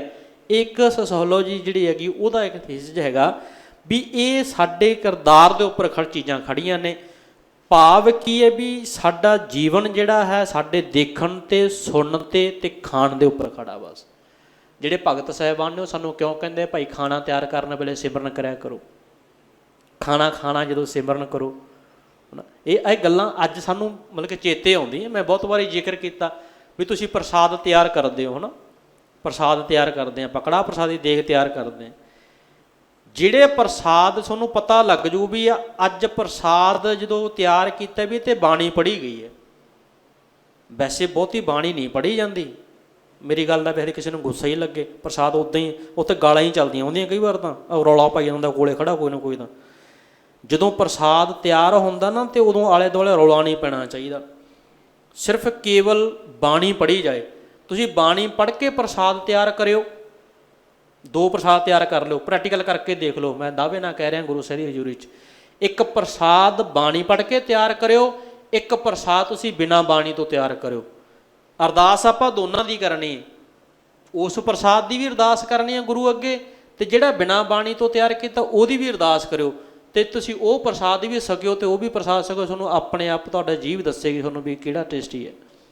ਗਰੰਟੀ ਹੈ ਇਸ ਗੱਲ ਦੀ, ਜੇ ਨਾ ਹੋਵੇ। ਬਸ ਇਹ ਫਰਕ ਹੈ। ਅੱਜ ਆਹ ਚੀਜ਼ਾਂ ਸਾਡੇ ਕੋਲੋਂ ਲੋਪ ਹੋ ਗਈਆਂ।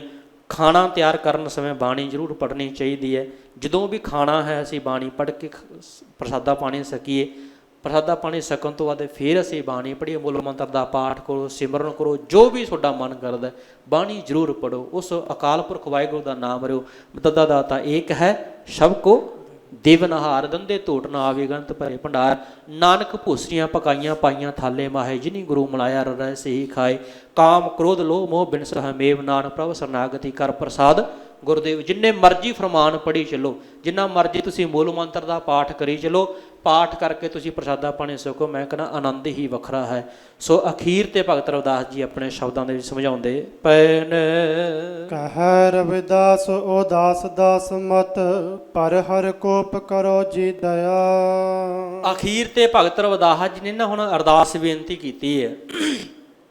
ਅਕਾਲ ਪੁਰਖ ਦੇ ਚਰਨਾਂ ਦੇ ਵਿੱਚ ਇੱਕ ਅਰਦਾਸ ਕਰਦੇ ਆ ਵੀ ਮੇਰੇ ਮਾਲਕਾ, ਵੀ ਮੈਤੋਂ ਨਾ ਜਾਣੇ ਦੇ ਜਾਣ ਚ ਗਲਤੀਆਂ ਬਹੁਤ ਹੋ ਗਈਆਂ।